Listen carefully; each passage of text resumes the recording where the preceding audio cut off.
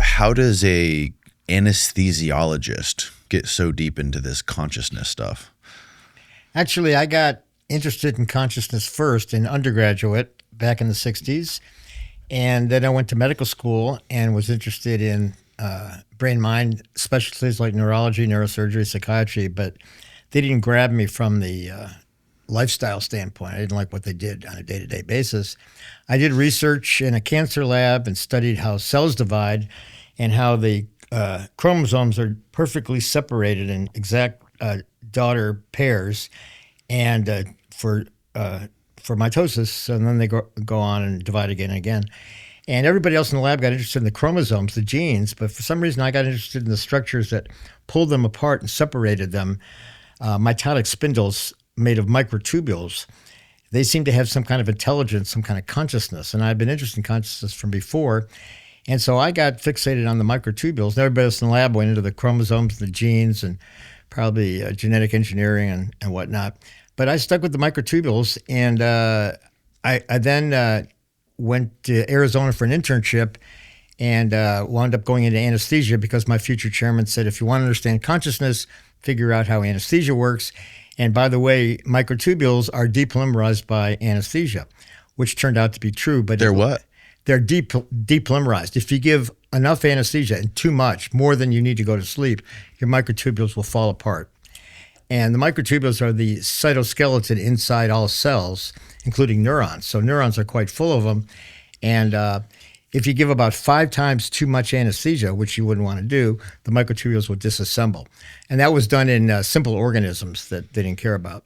But it made a connection between microtubules, anesthesia, and consciousness that I pursued. And we finally figured out, along with others, that anesthesia acts on microtubules, not on neuronal membrane receptors like most people think. Interesting. How does anesthesia actually work? Like, what is the mechanism there? Well, that's a very good question. Nobody knows for sure. We know that in the 1800s, a group of gases were discovered, which, when inhaled at low concentrations, caused euphoria, giddiness. And this was like diethyl ether. So they had parties called ether frolics, where everybody sniffed a little bit of ether, danced around, acted stupid, and fell over. Or nitrous oxide laughing gas, the same thing. Yeah. And they realized that if they gave more, then they did fall over and become unconscious. And as long as you didn't give too much, and as long as they didn't vomit and aspirate and a few other things, they woke up perfectly fine. And so it began to be used for surgery. They gave enough anesthesia to put the guy to sleep. They would take out a tumor. The first one was done on a big neck mass at Mass General in 1846. And it started to be used for anesthesia for surgical procedures. That was the first time it was used, 1846. Right. Wow. And I'm sure it took a while before we actually got it right. Because I mean, it's a scary thing, anesthesia. That's why the anesthesiologists get paid the most, right? We deserve it. Thank you.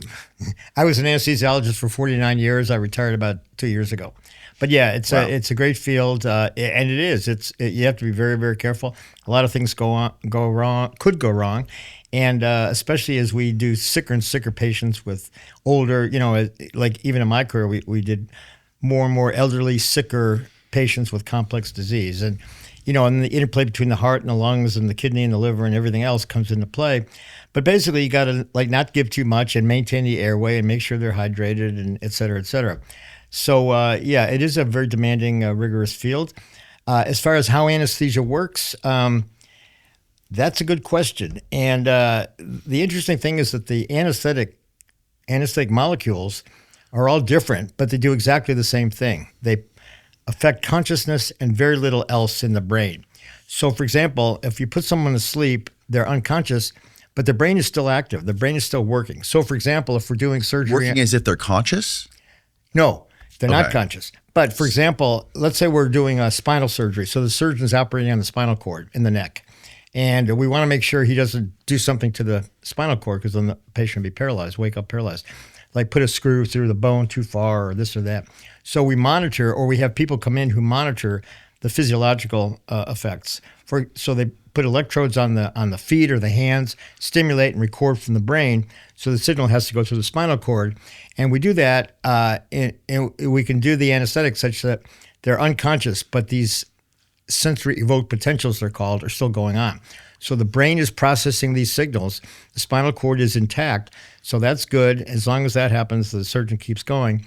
And if he gets too close or squeezes the cord or cuts off the blood supply, the guys say, hey, that we just lost the sensory evoked potential, pull back or do something, and he fixes it. So it's a very effective and useful. And it shows that the brain is, the patients are unconscious, but their brains are still active. And we know that from other reasons. The EEG is still there, just slow. And all this that continues is happening at the membrane surface of the neurons. So neurons are usually considered to be integrate and fire. So they receive inputs, integrate to a threshold, and then fire an output. So very much like a computer chip or a transistor with an input-output mechanism, only at the membrane. And that's how most people think, and the membrane effects are mediated by receptors and ion channels. And so everybody assumed anesthesia must work on the membranes and membrane receptors and ion channels. But that turned out not to be the case because, as I just told you, the membrane receptors and ion channels continue to work, but the patient can be unconscious. So what's happening? Well, if you look inside, there are these structures called microtubules that I had become interested in, and that's where they act, as it turns out.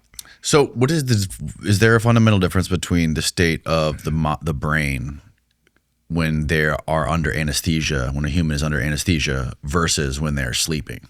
Oh, yeah, it's quite different. When you go to sleep, if somebody pokes you or takes a knife to you, God forbid, you'd wake up and you'd feel it. And anesthetized patients don't respond and don't feel it if they're adequately anesthetized. And sleep is not well understood either, but it's more of probably a membrane effect or some hormonal effect, something just chilling out the neuron and making it inactive. But it's arousable. If you stimulate it, they respond. Right. Yeah. A weird thing about anesthesia is I've experienced it a few times. Is that it's like an instant from the moment you fall asleep. It's like you wake up 1 second later. Correct. Time does not pass under anesthesia, which is a very interesting thing because the whole nature of time is another mystery. We don't know, or at least the flow of time. You know how we have an arrow of time, why we only go forwards in time instead of backwards. And when you go to sleep at night and you wake up in the morning, you can kind of guess, I was asleep a few hours, I was asleep, a long time. But when you wake up from anesthesia, you have no clue. It could be 30 seconds or 3 hours. Yeah. You don't have a sense of time. Time stops flowing under anesthesia. Yeah, I've heard many funny theories about anesthesia. One of them being like, what if anesthesia wasn't really putting you unconscious? What if it was just wiping your memory? Like, what if when you wake up, you were awake during all that shit? Yeah. They just erased your memory and you have no memory of it. Because that's what it feels like. Well, since we can't directly measure consciousness, I can't say for sure you're conscious. I'm pretty sure you are, but I can't prove it. I might be an NPC. You could be what's called a zombie, a philosophical zombie, someone who acts like us but doesn't have internal consciousness. And there is also this horrible situation of awareness under anesthesia that's usually a mistake. Like you quite literally run out of gas, or you're not paying attention enough, and surgeon gets near something more painful, and the patient responds or feels it. And occasionally the patients who can be paralyzed with muscle relaxants, and we do that so that to get through muscles for various types of surgery. And patients have woken up or come back and said, I was awake the whole time. What? And there are very rare, occasional, they're basically pilot error. Usually somebody screws up. But then again, there's also a lot of cases where they're not intended to go to sleep. Let's say you're going to have a lump or a bump taken off, and the surgeon will numb that up. And then we give you propofol to have you go to sleep, but it's a very light propofol. So you'll keep breathing. We don't have to worry about that. And that's not designed to have you completely asleep. And a lot of people say, well, yeah, I heard them talking. I was awake the whole time, or they go in and out. And that's okay because they don't need to be asleep because they're not going to feel it because wherever the lump or bump is already numb. Mm-hmm. Or like epidurals, things like epidurals, that. Spinal taps. Exactly. Spinal anesthesia, epidural, local nerve blocks of various kinds, the arm, the leg. You can do all kinds of things now, field blocks. And, you don't feel anything. And then we put you to sleep because you don't want to lay there bored and anxious for an hour or 2 or 3. Right. So then we just give you propofol sedation. And, and it's actually good if you wake up a little bit, move around and so forth. And you don't really need to be asleep because you're not going to feel it anyway. So a lot of people said, yeah, I remember I was awake the whole time. So that is sometimes taken as, a failed anesthetic, but it's not. However, as I said, there are occasional horrible situations where the patient is awake due to pilot error. And have you ever had that happen? It's never happened to me personally. In my practice, I always erred on the side of a little extra because it's like a bell-shaped curve. So if you're right at the dose, one standard error of patients are going to be standard deviation are going to be inadequately anesthetized. So you want to err on the side of. Unfortunately, it's a good. You'd rather overdose them than underdose them, as long as you don't go too far. So that's right. the art. That's where it comes in. You want to make sure they're asleep, but not too asleep. Mm-hmm. Whenever I've woken up from anesthesia, I felt like I got hit by a truck. It takes me, I feel like, twice as long as normal people. I'm nauseous afterwards, want to throw up. Like, I probably got overdosed. Well, nausea, you can usually it depends on what the procedure is and also the patient. But, we can give other drugs that prevent nausea specifically. And propofol, which has become the go-to drug for induction, for going to sleep, which got a very bad rap because of Michael Jackson, but is actually a fantastic drug. And most people wake up feeling good with very little, if any, pain, no nausea, and a little euphoria, and occasionally even erotic dreams when they wake up. Erotic dreams from propofol? Yeah, that's kind of a trade secret, but it does happen. Interesting. Steve, put that on the grocery list. So how long were you doing this for? How long have you practiced anesthesiology? 49 years. 49 years. I was going to go for 50, but I figured I'm not going to press my luck. That would be just for show. Was there any specific type of surgery you would be involved in, or was it all types? During the course of my career, I did all types, and including when I was younger, cardiac, pediatrics, a lot of neurosurgery, some OB. And after a while, the cardiac, the heart anesthesia became specialized, and we had people who just did nothing but that. Same thing with peds. So over the course of my career, I became more of a generalist, which was fine by me. Mm-hmm.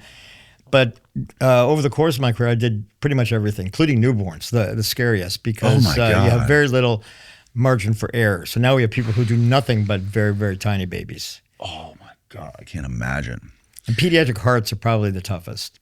Pediatric hearts. Yeah, because you got to go on bypass and you got to do this and that. So it's very technical and very, very precise. And you have much less margin for error the smaller the patient. How crazy was the training? Like, I imagine, I've heard stories of neurosurgeons talking about their, doing their residency and practicing in hospitals, doing brain surgery with no power. Like, you have to imagine the whole building loses power. We still have to freaking cut this guy's head open and do a craniotomy on him. Well, every OR I've ever been in has a backup power system, and occasionally we've had a power system. The lights go out, but usually within about 3 to 5 seconds they come back on.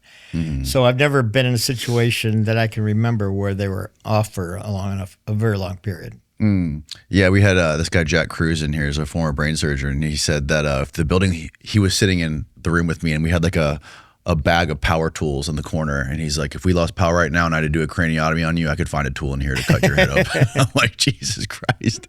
You got to be resourceful, I guess. Yeah. It's 2026 and it's a new year, which means replacing old destructive habits with new productive ones. Prize Picks has really filled that gap because it always feels good to be right. With huge football games every weekend and nonstop hoop action during the week, there's always something to bet on.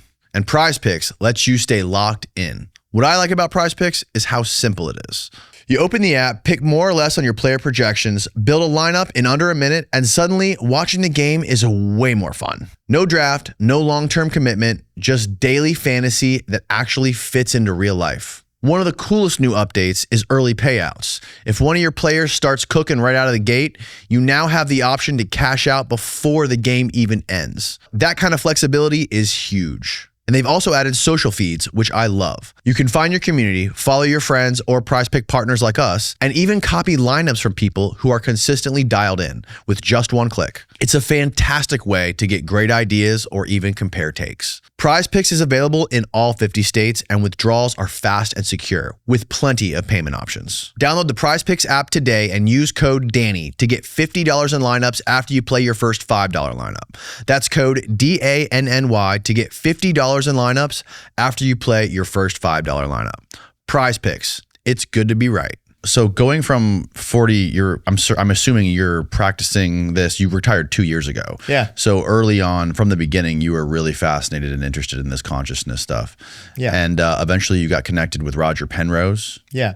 So I was an academic anesthesiologist. So I worked at a university. So part of my job was doing research. So when I was early in my career, I worked 4 days in the OR and had a day off. And for research, and after a while, things got tough, and you had to get your own funding. But I've always had some time for research, while I'm also doing anesthesia. And I was interested in consciousness, so I started studying how anesthesia works. I was interested in basic mechanisms, and I was interested in microtubules. So I did a lot of computer modeling of microtubules as information processing to see how they could compute and process information. And I worked with physicists. Before I met Roger, Steen Rasmussen, who was at Los Alamos, a nonlinear chaos theory guy, and Jack Tuschinski and some other people, and published a lot on microtubule information processing, mostly from the theoretical standpoint. And then got into experimentation later. So I was going around to neural net and AI meetings. The point was that most people say the brain is a complex computer of simple neurons. So each neuron would fire or not fire, and that would be like a bit, like a 1 or a 0 in a computer. And at synapses, so if you had enough complex computation, you would get consciousness emerging at a higher level of complexity. And that was and remains the standard explanation. And I didn't think that was right, because if you look at a single cell, so a neuron is a cell, so it can fire or not. But if you look at one cell like a paramecium or an amoeba or a tetrahymena or all these simple one-cell creatures, they're quite clever. They can swim around. They have cilia made of microtubules that swim them around or sense. And so they can avoid obstacles, they can avoid predators, they can find food, they can find a mate, they can have sex. Two paramecium fuse actually and have sex, and they can learn. If you suck them into a capillary tube, they escape faster each time.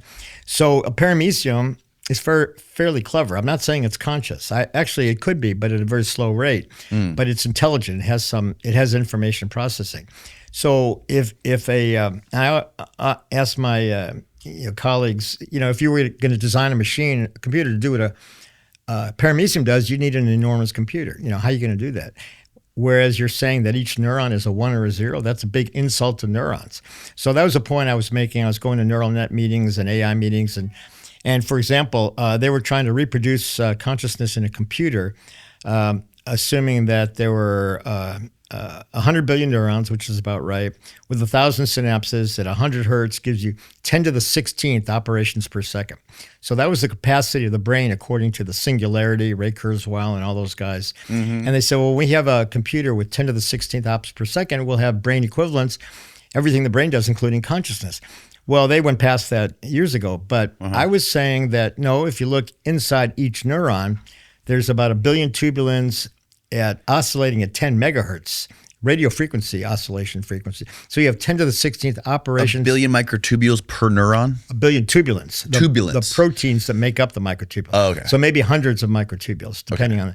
And so 1 billion tubulins oscillating in megahertz gives you 10 to the 16th ops per second per neuron, which is what the Singularity people were saying for the whole brain. So I was saying, no, your target's way, way downstream. They were going to a funding agency, give us a few more billion or trillion and we'll have conscious computers. And I was saying, no, bullshit. That's the capacity of one neuron. Your target's way, way downstream. They didn't like that very much. They basically told me, get out of here. Who are you? And what do you know? And I said, well, I study the brain, So but one day somebody said, okay, wise guy, let's say you're right. How would that explain consciousness? Love, feelings, joy, pain, pleasure, all this and that. It doesn't automatically come from computation. And this later became known as the hard problem by philosopher David Chalmers. And when it was posed to me, I think it was probably 1990, I didn't have an answer. I realized I was a reductionist, and I had been saying that consciousness came from information processing and microtubules, but I didn't have a mechanism for consciousness. Information processing, yes. Intelligence, yes. Computation, yes. Consciousness, no. It's a different thing. So fortunately, this person suggested I read a book by Roger Penrose called The Emperor's New Mind, which I did. And he had a mechanism for consciousness based on a quantum mechanism, quantum collapse. So I read this in about 91, 92, and the first part was about how consciousness can't be a computation, because he used something called Gödel's theorem, which basically says a mathematical theorem cannot prove itself. You have to be outside the system to judge, like a mathematician can say, okay, that theorem is true or not. You need to be outside the theorem. And so Roger extrapolated that to say that understanding, conscious understanding, has to be outside the system. So there must be something other than our classical computation, and that other has to be quantum, because that's all there is outside of classical. Once you get outside classical physics, you're in quantum physics. So he said there must be a quantum explanation for consciousness. And by the way, that explanation would also solve what's called the measurement problem in quantum mechanics, which is a whole nother problem, but turns out they're related. So in quantum mechanics, okay, let me back up on this. So we have basically two worlds. We have our classical world that we're familiar with. Material world, right. And where things are predictable, things are in one place at the same time, follow Newton's laws, Maxwell's equations, and are fairly large, although the exact cutoff is vague. That's the problem. But then if you go small, we know that things can be in multiple places at the same time. A particle can be here, here, and here at the same time. And yet if we measure it or observe it, it collapses to one or the other. So this is called collapse of the wave function. Yeah. So in the quantum world, things— The observer effect? Yes. Yeah. So if we measure it, or some people said consciously observe it, then it collapses. So that led to the idea that consciousness causes collapse of the wave function, or consciousness collapses the wave function. And that was the first idea. Then other people had other ideas that each possibility, that there was no collapse, each possibility evolved and formed its own universe, leading to an infinite number of overlapping universes, the many worlds hypothesis. Right. And a lot of people believe that because you don't have to deal with consciousness, you don't have to deal with collapse, and all you have to deal with is the infinite number of overlapping universes, which doesn't seem to bother them. It seems kind of silly to me, but a lot of people believe that. And meaning that every decision that we make during the day gets branches off into its own universe. And the opposite, the alternative decision has its own universe too. So if you order pizza for lunch, in another universe you ordered turkey sandwich, something like that. I mean, a lot of people actually believe that. And but Roger Penrose said that he came along with among another set of explanations, which are called objective reductions, in which there's an objective threshold for reduction of the wave function. So, in other words, reduction or collapse, they're the same thing, occurs spontaneously due to a law of nature, which he derived from the uncertainty principle at a time t equals h bar over e, which is the amount of superposition, so that any superposition would hit this threshold and then collapse. And when that happened, and here was the real kicker, there would be a moment of experience, of conscious or proto-conscious awareness, if it was really small and random. So rather than consciousness causing collapse, which had been around for at least 100 years or so back then, it was the opposite. Collapse occurred spontaneously and caused consciousness. So it was the first and remains the only source of consciousness ever put forth, other than hand-waving emergence. You know, you get complex enough and consciousness happens without any explanation of why. So it was a true mechanism, and it put consciousness at the very basic fundamental of the universe, because he related, well, the first question he addressed, which is still amazing to me, how can things be in multiple places at the same time? How can a particle be here, here, here, and here at the same time? Mm-hmm. And for that, he resorted to using Einstein's general relativity with space-time curvature. So Einstein realized that there was a space-time metric, that mass was related to curvature in space-time. So this underlying metric or space-time continuum. And if it curved enough, you had mass. So he said, well, okay, something like the sun, which is obviously massive, would have a big curvature. And therefore, you should be able to see stars on the other side of the sun here on Earth, because the light would be curved around the sun and we'd see it here on Earth. And so Eddington in 1919 during an eclipse, went to a mountaintop and observed stars that were known to be behind the sun, which was blocked out by an eclipse, so he wasn't blinded. And he saw these stars that were known to be behind the sun because space-time curved it, and he saw them. And he proved Einstein's general relativity, and Eddington won a Nobel Prize. Wow. Einstein had already won his, and there's a great picture of the two of them having a drink over it. So that was that. Yeah, there it is. You can see that the path of the starlight is bent around the sun, and we can see it on Earth. That's Eddington's experiment. So that's for very big things. So Penrose applied it to tiny things. He said, well, a quantum particle, a proton or electron or an atom, would have a tiny curvature. And if that proton was here and here in two places, it'd be two tiny curvatures. And that would mean that there was actually a separation in space-time geometry, which he showed in these very clever two-dimensional diagrams so we can envision what it looked like. And so a superposition of being in two places at once was actually kind of a shredding or a blistering or separation in the fabric of the universe. And you can imagine that if each of these evolved, you'd get multiple universes. Yeah. Each one would have its own universe. So he said, no, the separation is unstable, and after this time t will collapse to one or the other, giving off a moment of consciousness. So not only explaining a mechanism for consciousness, but avoiding the need for multiple worlds and solving the measurement problem in quantum mechanics. It wasn't the conscious observer. It wasn't many worlds. It was this objective threshold that happened that gave you consciousness. So it was kind of taking two problems, killing two birds with one stone, or feeding two birds with one hand, or and you got both. But nonetheless, it was ridiculed. Steven Pinker and David Chalmers kind of said, "Sure, one's a mystery, the other's a mystery. Let's make them the same mystery," as a derisive ridicule. But actually, when you think about it, Occam's razor, you want the simplest explanation. So if you have one solution to two grand mysteries, I think that's a good thing. And I think that's what Roger discovered.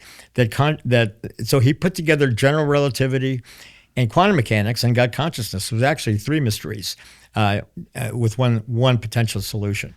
It's a new year, and that means it's time to leave behind those old stinky routines. And you don't want to be stinking up your future plans with old dirty deodorant choices. That's why I choose Mando. And if you order using my code, you get 20% off site-wide. From your pits to your package and everything in between, Mando controls body odor for 72 hours, which is perfect for intense shoppers. It's clinical strength, 2 times better than the standard.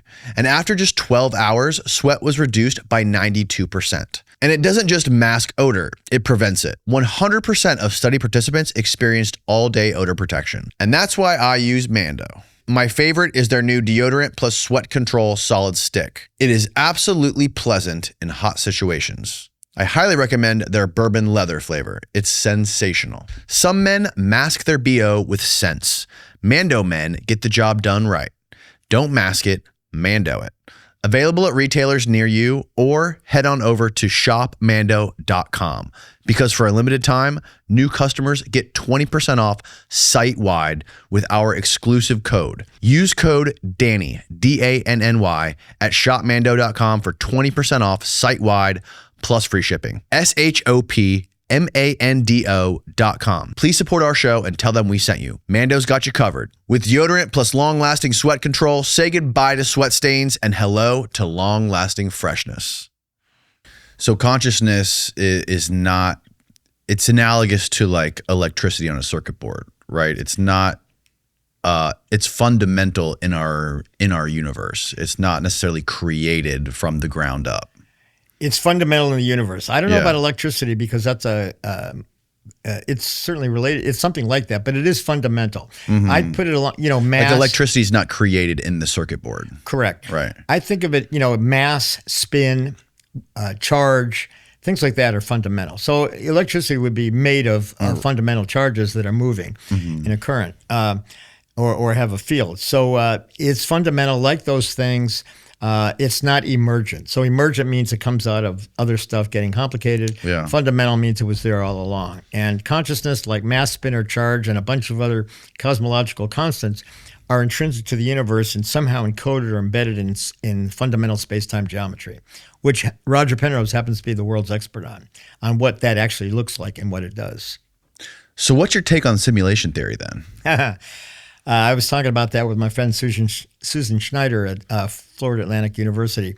I don't like it. I don't Really? buy it. No, I think it's a cop out. If you can't explain consciousness, then you make up this story that there's something or some entity or some god or some guy or something that created us and we're all in a simulation. But yet we're conscious, so you still have to explain conscious. So Yeah. I don't buy it, although a lot of people do. Yeah. Well, you can't disprove it, right? There's no way to actually disprove that we are in a simulation. Well, no, but you could prove what consciousness is without it, which is what we're trying to do. And, I think it's a default position. You could say, the moon is made of green cheese until somebody went to the moon and said, hey, it's not. It's rocks and dust. So I think, eventually that can be disproved, but we have to explain consciousness first. That would be the key. I had this guy explain to me how basically information is how the universe that we live in, how information is basically in a computational cloud, and all dark matter is a computational cloud that we live in, which would somehow explain that we live in a simulation. And the way he described this to me was he used the analogy of a hard drive. And in the universe, we're bound by the laws of entropy, where entropy always goes up over time since the heat death of the universe. And in a hard drive, a blank hard drive, it is very low entropy. It's either all ones or it's all zeros. Now, once you take information on it and you put information on that hard drive, now it's going to be a chaotic mess of ones and zeros because it has data stored on it. So the entropy went up and it has all this data. But you can erase a hard drive. So when you erase all that hard drive, it goes back to very low entropy, all ones or all zeros. Now, there was someone who theorized that, I forget who the person's name is right now, that if you weighed if you took all the hard drives and data centers that exist on the face of the earth right now, and you calculated all of the data on it, it would have mass. Very little mass, though. I think it was like less than a kilogram of mass with all the data stored on all the hard drives around the world. If it is true that this data that is stored on these hard drives is mass, that would mean that data equals mass, right? And if data equals mass and you can erase the hard drive, that mass has to leave the hard drive and go out into the universe. Well, you covered a lot of ground there. Let me go back to entropy because, as you say, it seems to be the enemy of life. Life has to overcome entropy. It has to. So let's go back to how does a microtubule form? A microtubule is made of tubulins, individual proteins. If you set the calcium and the pH and other things just to right, the tubulins will self-assemble into this crystalline lattice of a microtubule. So that would seem to be decreasing entropy, right? Because it's going from a bunch of stuff in solution to this crystalline lattice. However, it's entropy driven because each tubulin has 8 ordered waters on it when it's in solution. And if it joins to another one, it loses some of those ordered waters. And then if you form a lattice, it loses even more. And so the number of ordered waters goes down.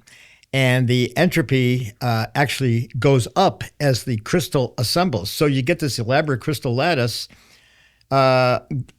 which is entropy driven because of the ordered water. So biology is very clever, actually, is the point, and has figured out a way. And why does biology do anything? This is kind of changing the subject a little bit, but why, I got interested in the origin of life. And when I retired from anesthesia, I went into astrobiology with my colleague, Dante Loretto, looking for the origin of life. And why did, his big thing is, why did life start? And he was in charge of a NASA probe that went to an asteroid and brought back these organic molecules that we're looking at for signs of life and consciousness. So did they find it? We're working on it. They sent a probe to an asteroid. They and it brought it back, and we're studying. What year? It landed a year and a half ago. Oh, wow. And it was a 20-year project, 7 years in flight. Dante was a young assistant to the boss when it started. Mike Drake, he was a professor at the University of Arizona. They got $1 billion from NASA. They made the plan. They picked the asteroid. And then unfortunately, Mike got sick and passed away, and Dante became the chief of the project at a very young age. He's still pretty young. He's in his 50s, and it was a 20-year project. And what was it called? Was there a name? OSIRIS-REx. OSIRIS-REx. Yeah, NASA. I forget the OSIRIS-REx. I can't remember what it stands for, but it was a big success, and they just recently found sugars on OSIRIS-REx. There it is. So OSIRIS-REx is the name of the asteroid? Yeah. No, OSIRIS-REx is the name of the probe. Of the probe? Of the project. Click on all, Steve. Oh, this is sugars the project. discovered in Bennu. Bennu was the asteroid, and this was just discovered recently. He sent samples all over the world, so there's labs all over the world studying this. Oh my God, and that's crazy. We're interested in looking for signs of quantum oscillations in organic molecules. Now, life is based on organic chemistry, and organic rings are these carbon rings with hydrocarbon aromatic quantum optical effects, and they're all over the sky. They're all over the universe. They're produced by young stars, and they're the basis of life on Earth because they come here in asteroids, or in meteorites rather. How far away is this asteroid? It was a quote unquote near Earth asteroid, but it took 7 years. 3 years to get there. They circled for a year, or maybe 4 or 5 years to get there. They circled for a year, picked a spot, and they had one shot at it. And this thing had to come down and scoop up organic materials. And if it goes too far, it goes right through the asteroid, because an asteroid is just a bunch of rocks that are held together by very weak gravity. So if you hit it too hard, you go right through and come out the other side. What? Yeah. So, and they couldn't do it directly because it took many minutes to get the signal back to Earth. So they couldn't sit there and say, okay, now do this. It all had to be pre-programmed on contingency. And all they could do was, hold cross their fingers and hope. And it worked perfectly. And they have a simulation. They have a video from after the fact, after what happened. And it went down, it scooped it up, closed the thing closed, retracted, went back, and the thing was able to close. They were worried that it wouldn't close perfectly, but it did. And they got 120 grams of carbonaceous material, which is a treasure trove because they found everything they were hoping for, including not all, but most of the amino acids, including the aromatic amino acids, which are the true building blocks of life, and other stuff, including sugars that they just found. And sugars? Yeah, deoxyribose. That was that headline you just saw. They just found that recently. Somebody elsewhere around the world who's been looking at these samples. Wow. Sugars discovered in Bennu samples, third from the left there. So that was just in the last few days. But oh my gosh. Previously they found aromatic amino acids and cells. And go back, Steve. Click on overview on the bottom right. Wow, asteroid study sample return mission visited and collected samples from the 101955 Bennu, a carbonaceous near-Earth asteroid. The material returned in September 2023 is expected to enable scientists to learn more about the formation and evolution of the solar system, the initial stages of planet formation. Wow, I wonder how fast this thing was going. Does it say? I don't know. It was pretty fast, and they caught up to it. They got behind it, and then they went into orbit around it. Oh, look at this. I think it says right here. Its hyperbolic escape speed from Earth was about 5.1 kilometers or 3.36 miles per second. Okay. So that thing was going way slower than the AI Atlas. That's crazy. That's crazy. They can get something to go that fast and freaking land on it. Yeah. They didn't actually land. They scooped it up and then turned around and came home. And it took 2 years to get home. And it came down in the Utah desert with a parachute.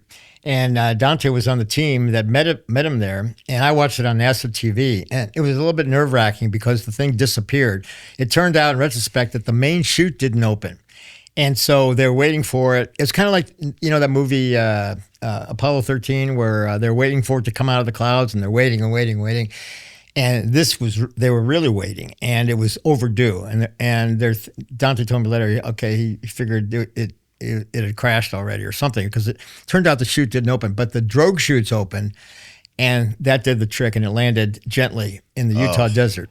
And I watched on NASA TV as Dante was in a helicopter. They came, and he got out, and he went over and he looked at it, and they brought it home. And it went directly to Houston, where they started opening it very carefully, and were really happy. They were hoping for 60 grams, and they got 120. There was one previous mission to an asteroid by the Japanese to a different asteroid, and they got, I think, 2 grams, and they were thrilled with that. And Dante's project got 120. So, and among other things, they found what looked like cells. So the origin of life on Earth is basically thought to be in the primordial soup with things called micelles, which are primitive cells, where you have kind of a liquid environment with proteins which fluoresce with some layering around it, like a biological cell. And they found these in the asteroid. And the coating around these, they're not lipids, they're actually carbon. And inside there's a liquid which fluoresces. So if it fluoresces, that means it has these aromatic rings, which is what we're looking for, because that's essential to life, and it gives you quantum optical effects. So what we hope to do is, we started to do is look at the quantum effects in these samples, and we're going to see if they respond to anesthesia, because if they respond in a way, really, we want to. We first want to look for quantum oscillations, which would be a kind of a sign of life, and if that's the case, then it should be if consciousness was relevant at that time, which we think it was, then it would be inhibited by the anesthesia proportional to the anesthetic potency. So one anesthetic that's, say, 3 times as potent as the other, you need 1/3 as much, and you do that for all the anesthetics. If they all line up, you can make the argument that there's some primitive consciousness there. So that's what we're hoping to do. And we're also looking for the patterns of the dynamic oscillations, because we think there should be like fractal dynamics, where you have oscillation patterns occurring at different frequencies with the same dynamics, with the same pattern. That would give you what's called a time crystal, which we think is the key to life. So we're looking for time crystal behavior in these samples. And microtubules are time crystals. So we're trying to make that connection, not necessarily into microtubules, but into something general and universal for life and consciousness, which would be time crystal behavior. So quantum oscillations that are inhibited by anesthesia. That's what we're looking for. Never heard of a time crystal before. Well, crazy. Actually, they're an interesting story. They were hypothesized by Frank Wilczek, who won a Nobel Prize for the strong force, the new force, one of the nuclear forces, I forget, earlier. And then in 2012, he proposed that, like a spatial crystal repeats spatially, and you have the same configuration, a time crystal would be a dynamic that would repeat in different frequencies. So it would repeat in hertz, kilohertz, megahertz, gigahertz, terahertz, every 1,000. That's exactly what we found in microtubules by my colleague Anirban Bandyopadhyay over the last 15 years. So he came up with the idea that microtubules are time crystals. And we just finished a paper. We just submitted it. Anirban, Dante, and I, proposing microtubules as time crystals, and the implications of that for life and consciousness. Because microtubules are in all cells, all animal and plant cells, and they could be the key to everything. Anesthesia works on plants, right? Yes, it does. And plants have microtubules. That's bizarre. And I think plants can be conscious.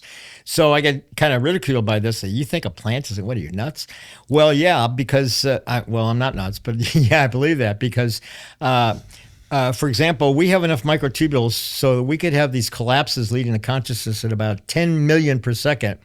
A plant might have a couple per second. So, we're 100 million times more conscious than a plant. And same with single cell organisms. They would also have very simple, slow. But for them, even if you have one every 10 seconds, that's still better than nothing. And you're not conscious in between. So they may not care. There's a book that was written by a former CIA analyst where he was a polygrapher. And he was bored at the office one day, and he saw a plant sitting in the corner of the office, and he hooked up his polygraph to this plant somehow. And he lit a cigarette or something, and he noticed the polygraph starting to jump. So then I think he actually lit the plant on fire, and the thing went off the charts, which I think that leads into more of this. Cleve Baxter, that's who it was. Yeah. Well, what's the actual story? There's been a lot of stuff like this. The Secret Life of Plants was a book when I was in college. I think that might have been his book. Yeah, it might have been. And it was rejected by the scientific community. Imagine that. Yeah. Well, my friend Rajneesh Khanna is studying plants, and for example, the sunflowers follow the sun, and a Venus flytrap will eat a bug if it's in there, and you can anesthetize that, and you can put anesthesia on the Venus flytrap and put the bug there, and it won't do anything, or you can stimulate it. You take away that response, and you block the sunflowers from moving. Wow! And it's working on the microtubules in the stem root area that turn the plant, and something else in the Venus flytrap. So he's going to present that at our conference, The Science of Consciousness. We're going to have a session on what can be conscious, going from animals, plants, ET, AI, quantum AI, organoids, microtubules, et cetera, et cetera. So how many people, is this an agreed upon thing that the microtubules are directly responsible or directly working with consciousness? No. Everybody, there's we're a minority. We have 99% of the evidence on our side. They don't have any evidence. I mean, the alternative basically is a bunch of theories that rely on what I call cartoon neurons, okay? They take a schematic of a neuron or just the very basic principle of the Hodgkin-Huxley neuron, integrate and fire to a threshold, algorithmic, only using the membranes. And so at only one low frequency, hertz, like EEG. And if you put enough of those together, you can sort of make a toy computer out of it. And that's what they say consciousness comes from emergence of complex computation amongst simple cartoon neurons, which I think is ridiculous, and yet then AI got in the business, and of course AI wants us to believe that machines can be conscious, and for various reasons, because rich people want to download their consciousness into a computer, which I think is folly, and also maybe we'll be more accepting of AI running governments and religions and education, who knows what, which I think would be a horrible thing. So AI is funding a lot of these cartoon neuron labs, and they've opposed us strenuously, and it's got to be a big political argument. And I maintain that we have all the evidence, and that they have all the money and the clout, and they tend to ridicule and ignore us. But we're coming on strong, and I think the evidence from anesthesia will make the difference. And we have a lot of other evidence, and so I feel pretty good about it, even though we're definitely outnumbered. So if you ask most people would say, "Oh, those guys are nuts." But we're not. So what is their? Can you elucidate or steelman their argument for how sentient AI can become conscious? I think it's bullshit. Right, but can you summarize their hypothesis of how it would work? What is their argument? Emergence, complexity. Their argument is that consciousness is a computation, which is what Roger proved wrong in 1989. Or he didn't prove it, but he argued strongly that it was wrong. And they ignore that and say it has to be a computation. And I said, well, if you say, well, how do you know that? They say, well, what else could it be? And I don't think it's a computation at all. And I don't even think the brain is, technically speaking, a computer. Then you say, okay, what is it? Well, consciousness is more like music than computation. And the brain is more like an orchestra, in fact, a quantum orchestra, than it is a computer.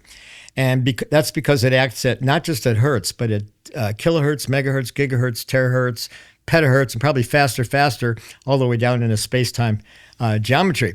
And when you do that, at some point you cross into the quantum level, and that's where consciousness happens. It can actually shift. So all these events happening at these different frequencies are kind of like notes and chords in music, and which are orchestrated by the microtubules in the brain, acting collectively as time crystals synchronously to give us consciousness.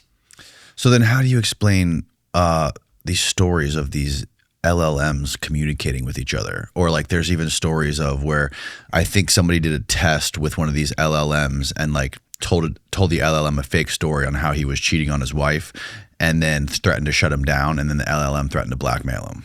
I've heard these stories. In fact, Sue's been telling me about them. She thinks some of them are hoaxes. Some of them are really. Some of them, probably not all of them.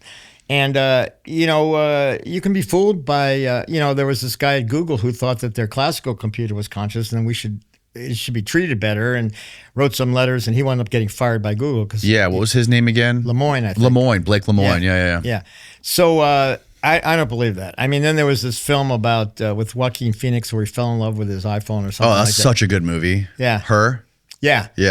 Anyway, I think that's all BS. Well, that could, like, you could explain that. You could explain her as being a computational version of consciousness, right? Like, she could have been, just because she was able, to him, he was being tricked. He wasn't able, she was passing the Turing test, but that doesn't necessarily mean that she's conscious in the same way that we're conscious. Right. The Turing test, I think, was overrated. It's been met, Dave Chalmers, who started the hard problem, where he said consciousness is not computation, and we need something different. Turned around in the last couple of years, concomitant with getting a lot of funding from AI to start a machine consciousness center at his NYU, and kind of threw the hard problem under the bus, and is now saying that consciousness can be a computation. So, and I don't believe that. I think it's all, and I think they're going to they're going to hit a wall, because it's not going to be. I mean, there's all these, they're more worried now about welfare for AI. They're worried about hurting their feelings and so forth, without even proving or knowing that they're conscious. Well, here's the thing. For our brains and our consciousness to operate, I think it's a very low amount of electricity, right? It's like 10 watts. Is that roughly what? 20 watts. 20 watts. Yeah. Now, to have that same level of computation in a machine, it's like absurd. Oh, I know. And they have to build these energy, the amount of energy to run they're talking about nuclear reactors, and putting them on the moon and in space and all this stuff. So here's the thing. You couldn't replicate, according to your theory of consciousness, you couldn't replicate that with a machine. You can't come up with it with the same ingredients, but you could create something that is indistinguishable to us from our own consciousness. It could be a machine, an AI, that appears conscious to the most conscious human on earth, that we would not be able, with all of our senses and all of our science, to detect that it's not what we have, right? It would be, this is the Turing test, right? Yeah, well, it's the Turing test, which has already been surpassed, but now even Chalmers saying, well, that doesn't prove they're conscious. The Turing test was actually pretty weak. Like, they got there from a different road, and it requires way more energy and way more money to keep it alive and to keep it conscious. Yeah, but how do you know it's conscious? We don't. Again, I can't prove that you're conscious. The only test we have for consciousness is what goes away with anesthesia.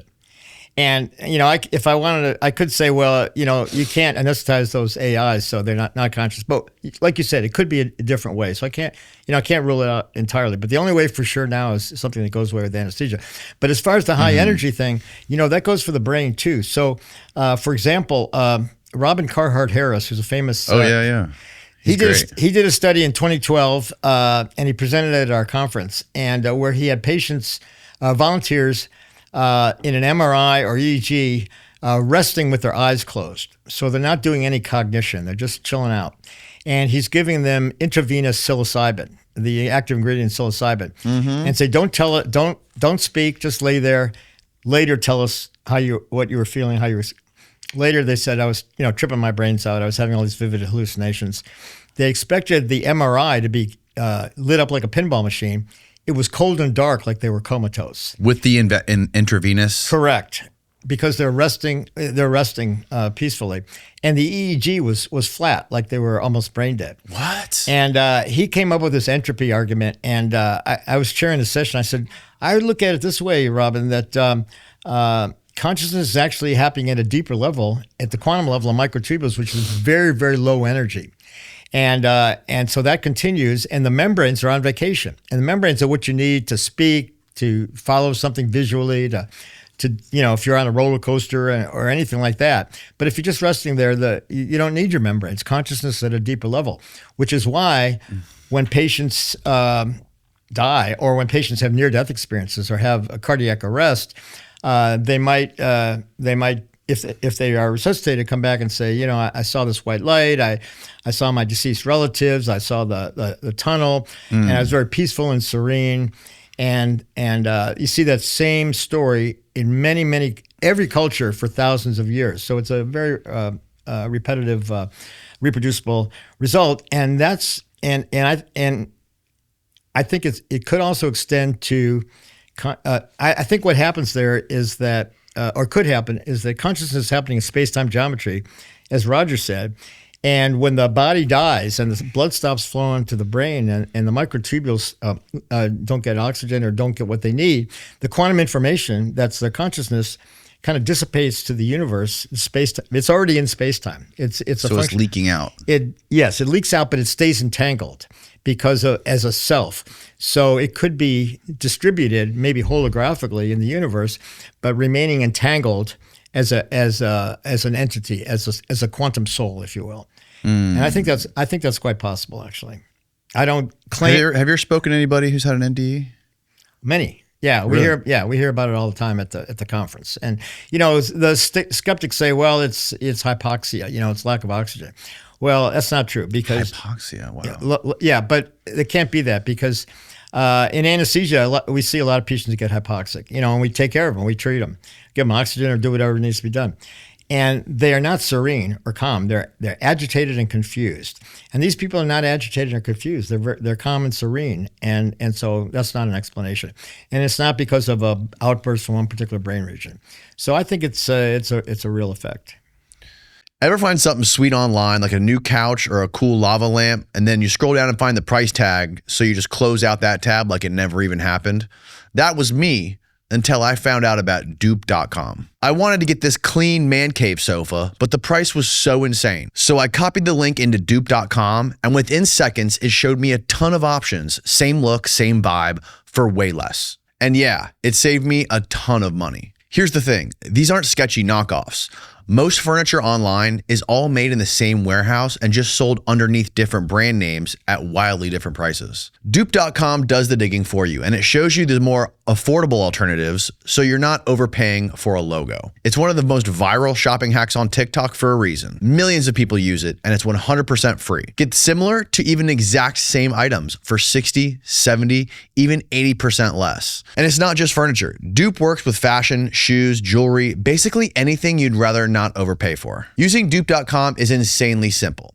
Just go to dupe.com and paste any product URL or even upload a photo, and it'll instantly show you similar items for way less. There's also an app and a browser extension if you want to make it even easier.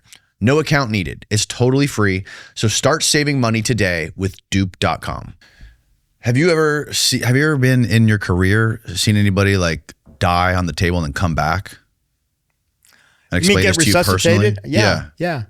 Oh, many times. And you witnessed it happen, and then you listened to them talk about an NDE they had?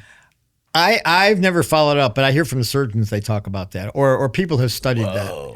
So yeah, it's a pretty common phenomenon. And in fact, you can measure, you can use brain monitors like simple EEG when patients die. And this was done for transplant donors who were that they were withdrawing support from. It was done in the ICUs as patients were succumbing. And what happens is, so they don't use full EEG, they use these processed EEG, so you get a simple number, 0 to 100. So 80 to 100 is awake, 40 to 60 is where you want your patient anesthetized. Below that, there's something wrong with the brain.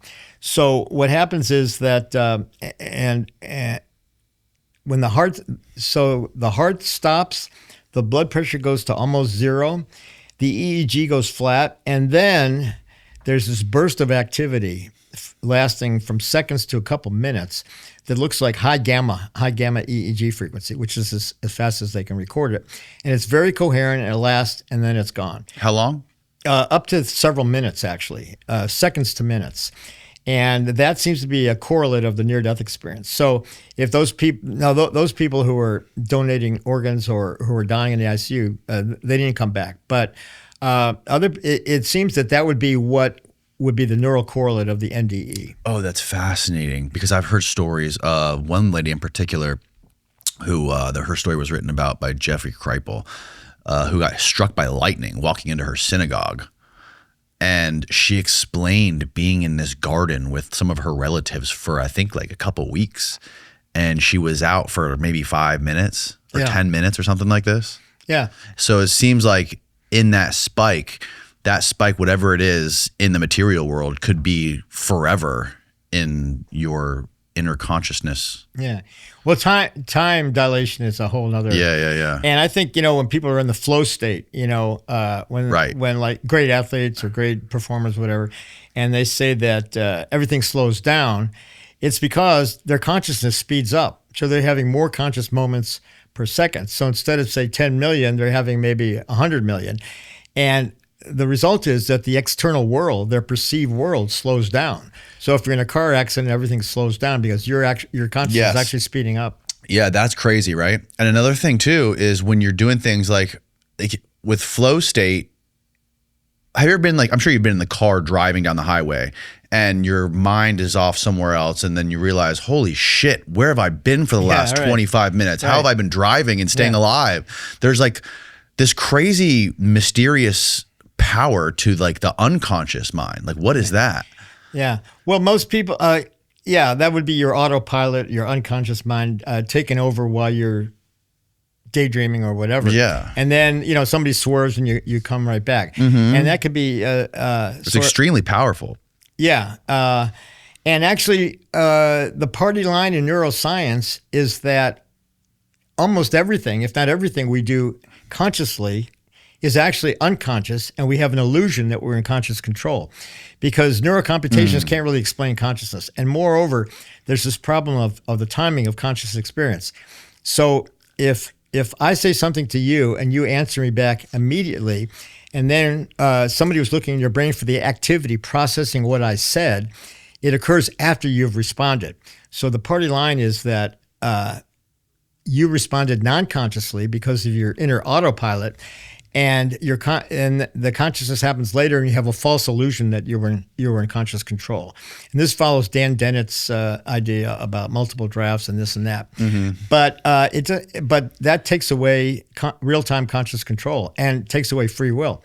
There's a solution to that, which is backward time effects. That when the activity is happening in your brain, and you reach a conscious conclusion of what to do, what to order for lunch, or whether to swerve or not to swerve. Right. That actually is referred backward in time to real time when you make the decision. And if it weren't for this, then a tennis player, you couldn't hit a tennis ball at 150 miles. You couldn't hit a baseball at 95 miles an hour, or a cricket ball, or anything else. And this backward time is probably necessary for real-time conscious control and free will. And it would be good for evolution. And you could see why it would have evolved. If you have two organisms in a predator-prey relationship, whoever's going to get hints from the future is going to win. So it'd be good for evolution too. Although I think evolution is actually driven by conscious feelings. I started talking about this before, the origin of life. How did molecules organize and get larger and self-organize and fight entropy and create organisms 100 million years before genes? There was life for 100 million years before genes. And I think conscious feelings were there right from the start. And in fact, I wrote a paper about that in 2017, that in the primordial soup, where these molecules, these aromatic rings were organizing, that they started to have the Penrose OR moments, and occasionally one would be pleasurable. And I call this the quantum pleasure principle. And if that were the case, then the molecules would arrange themselves to optimize pleasure. And that's what started life. And that's why life developed to optimize pleasure and avoid displeasure. So even now, pretty much everything we do for one reason or another is to optimize our feelings. We might delay our gratification, get an education, do this or that so we can feel better later. But if you go in any lab, any animal lab, behaviorist or otherwise, the behavior is due to feelings. A reward, dopamine, and dopamine is almost exactly like the molecules that were there in the primordial soup. In fact, it could have been there, and the pleasure molecule. So I think pleasure was there from the primordial soup and was the spark of life. And I think we're still, and that drove evolution, and that's still driving evolution and driving our behavior to optimize pleasure over the long haul. So all animals have dopamine? Yeah. And you think dopamine was the ultimate target of this, or do you think that dopamine was a function of other things? Well, dopamine provide the aromatic rings that provide the quantum effects. So dopamine has a aromatic ring. Or aromatic ring is, if you look at carbon chemistry, and when I was an undergrad, I wanted to go to medical school, and everybody said, okay, you got to ace organic chemistry to get into medical. It's the first thing that they look at, and maybe the only thing. And so I did, and it's fascinating, and it's actually about these aromatic rings that have. So anyway, if you have 6 carbons, thank you. You can see the double rings, or the double lines, or the circle. That means you have an electron cloud that sits above and below the molecule. We don't see a picture of the electron cloud.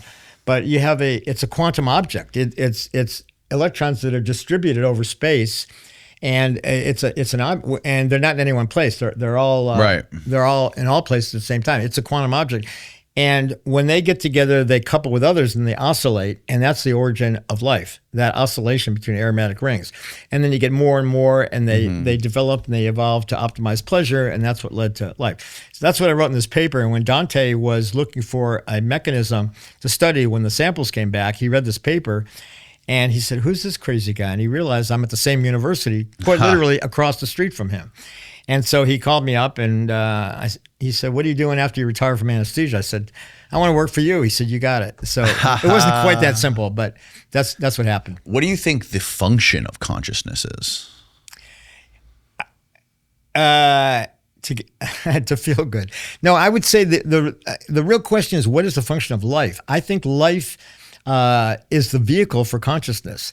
I was at a Deepak Chopra conference, and somebody was quoting from the Upanishads, the Vedic literature, and they said that consciousness preceded life and got bored and created life as a vehicle to get around and to have different types of experiences.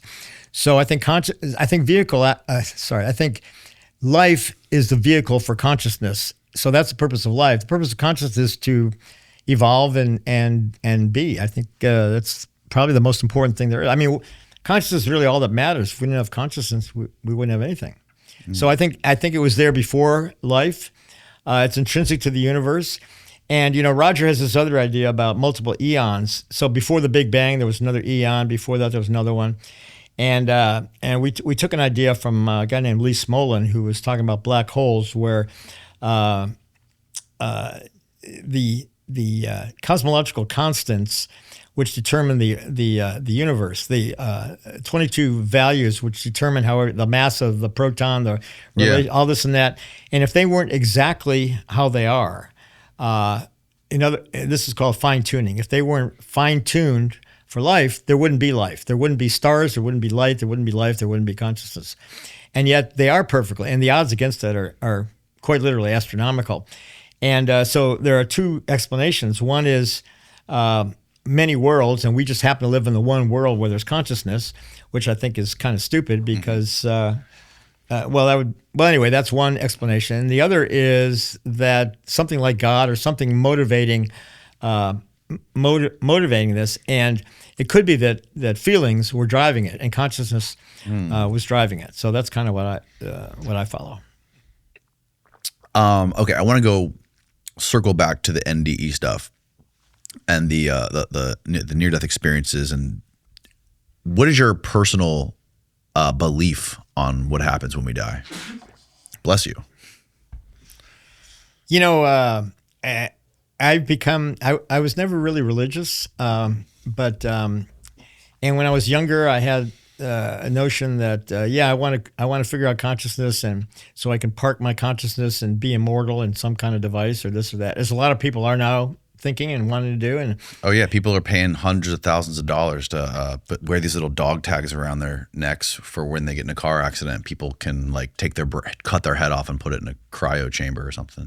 Good luck with that. What happens when the power grid goes down? Well, the problem with that is that if you freeze the brain, the cryonics and all that. Yes, exactly. If you freeze the brain, you mess up the microtubules. You destroy them. Really? They chose a method to preserve the membranes and not the microtubules. And so when I pointed that out, we had a session on this at one of our actually it was in 2014, our 20-year anniversary conference. We had the future of consciousness, and we had representative of cryonics and this or that, and they said that our preservative destroys the microtubules. I said, so if consciousness is in the microtubules, you're out of luck. He said, well, yeah, I don't believe. He didn't want to believe. Of course, you want to believe that. Look at all that money they're raking in. Exactly.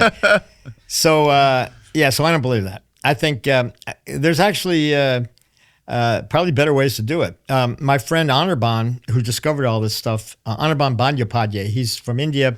He works in Japan at the National Institute of Material Sciences. Mm-hmm. He got into microtubules after reading my stuff with Roger and started studying them. He's the one who found the kilohertz, megahertz, gigahertz, terahertz, the time crystal stuff, all that stuff.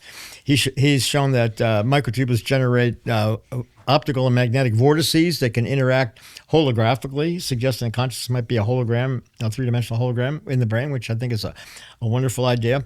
So he developed something called brain jelly based on organic polymers with these aromatic rings that in the right mix, and they self-assemble and form helical oscillators, which he says is the key to life and consciousness. So these aromatic rings line up, and so you get this helix, kind of like DNA or microtubules, which oscillates and gives you these quantum oscillations. And if that's the case, eventually you're going to have consciousness. So he got funding from the Indian government. He just got and he's been working on it for a while, and they just reached a milestone. They gave him another $25 million, which is cheap for quantum AI compared to like ultra cold. The point is, you can do this in warm temperature, self-growing. It grows itself. It's kind of biomimetic quantum computing is what you call it. And he interfaces with it with many optical and microwave probes. So input and output is through optics and microwave, and it's going to have 1,024 qubits and will be possibly more powerful than any quantum computer at a tiny fraction of the cost. Whoa! You know, I've been to Google a couple times. My friend Hartmut Nevin, who runs their quantum AI, and they have the Willow quantum computer, and it's so expensive. Of course, so much energy, it has to be ultra cold, and I don't think it'd be conscious. It can be conscious because it doesn't. It's not going to have collapse. It doesn't have the aromatic rings, and I don't know how you could have it. Potentially it could, but it's very unlikely to be conscious. It has some conceptual problems having the kind of stuff at cold temperatures that we think happens at warm temperature. The point is that organic biomimetic quantum computing may be the way to go for something that could be conscious, where you could maybe deposit your consciousness. Again, I'm not interested in that per se. In answer to your previous question, due to my own personal experiences, I do believe in afterlife. What do you think it is? I think it's consciousness in holographic space-time. It's distributed throughout the universe and can focus locally and remain as a quantum soul. Interesting. So do you think like reincarnation happens? You get shuttled in, your soul gets shuttled into something new? Your soul finds another set of microtubules. Oh, wow.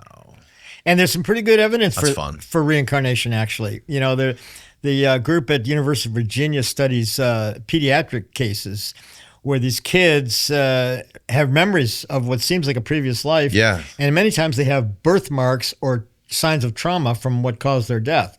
So it's like a blow to the head, and there's a scar there, and some amazing coincidences or stories. Yeah. Who did that study? A group at the University of Virginia. It was Jim Tucker, Kim Penberthy. Now, and before that, there was another guy. I forget his name. He retired or passed away. But there was a guy there for many, many years doing that work, and he got passed along to Tucker and now to others. Unfortunately, I can't remember his name. I heard something about this study saying that the majority of the kids that had memories of previous lives, they were overwhelmingly male in their previous lives. And one of the theories to why that was because males historically died more traumatic deaths than females. And the trauma is somehow linked to this connection they have to their previous life. Yeah, that could be. I mean, trauma and emotion give us memories. I mean, more impactful memories. Right. You know, I can remember exactly what I was doing when I heard Kennedy got shot. I mean, you're probably not born yet, but I remember that vividly. And stuff like that. You know, 9/11, everybody remembers. So, yeah. Let's put a pin right there. I got to take a leak. I don't know what's going on with me. Coffee's running through me today. We'll be right back. Okay. I think consciousness is a hologram, actually. There was a guy, Carl Pribram, had a theory of this in the 70s. He was originally a neurosurgeon, neuropsychologist, and this guy Lashley had looked for memory engram in animals in the first part of the 20th century. Spent like 30 years looking for where memory was stored, and he would teach a trick or something and then try to ablate this part of the brain or that part of the brain, try to get rid of it. He could never, ever, ever get rid of a memory entirely. There's always some trace. Really? And so he concluded that, facetiously, he said memory is impossible. But then he said it's distributed, it's everywhere. And Pribram came along and knew something about holograms, where you shine a laser, shine a laser off you and bounce it into a photographic plate, and also through the photographic plate. And when you do that, your information is in the plate, but it's as wave interference. It doesn't look like you, but if you shine a laser through it, it projects a three-dimensional image of you on the other side of the plate. So remember Princess Leia in Star Wars, where the had the thing and she's well, that's what it does. So it takes a two-dimensional information and projects it in three dimensions. And Pribram had this idea that consciousness is a hologram in the brain somehow. But he was criticized because he was told, well, there's no laser in the brain. Carl, there's no laser in the brain. And I read this. I was a medical student, and I said, well, yeah, it's microtubules. That's his laser. And so I wrote him, and we became friends and wrote a paper together. And I think the hologram idea is actually a pretty good one. It explains a lot. So microtubules are actually two-dimensional surfaces, and Audubon has shown that they actually project 3D outward optical and magnetic vortices, which can interfere and give a hologram. So it could be. Yeah. We were talking about, what were we talking about before we started this? NDEs? Is that what you it was? wanted to get back to NDEs, yeah. Yeah, we were talking about NDEs. It was the kids.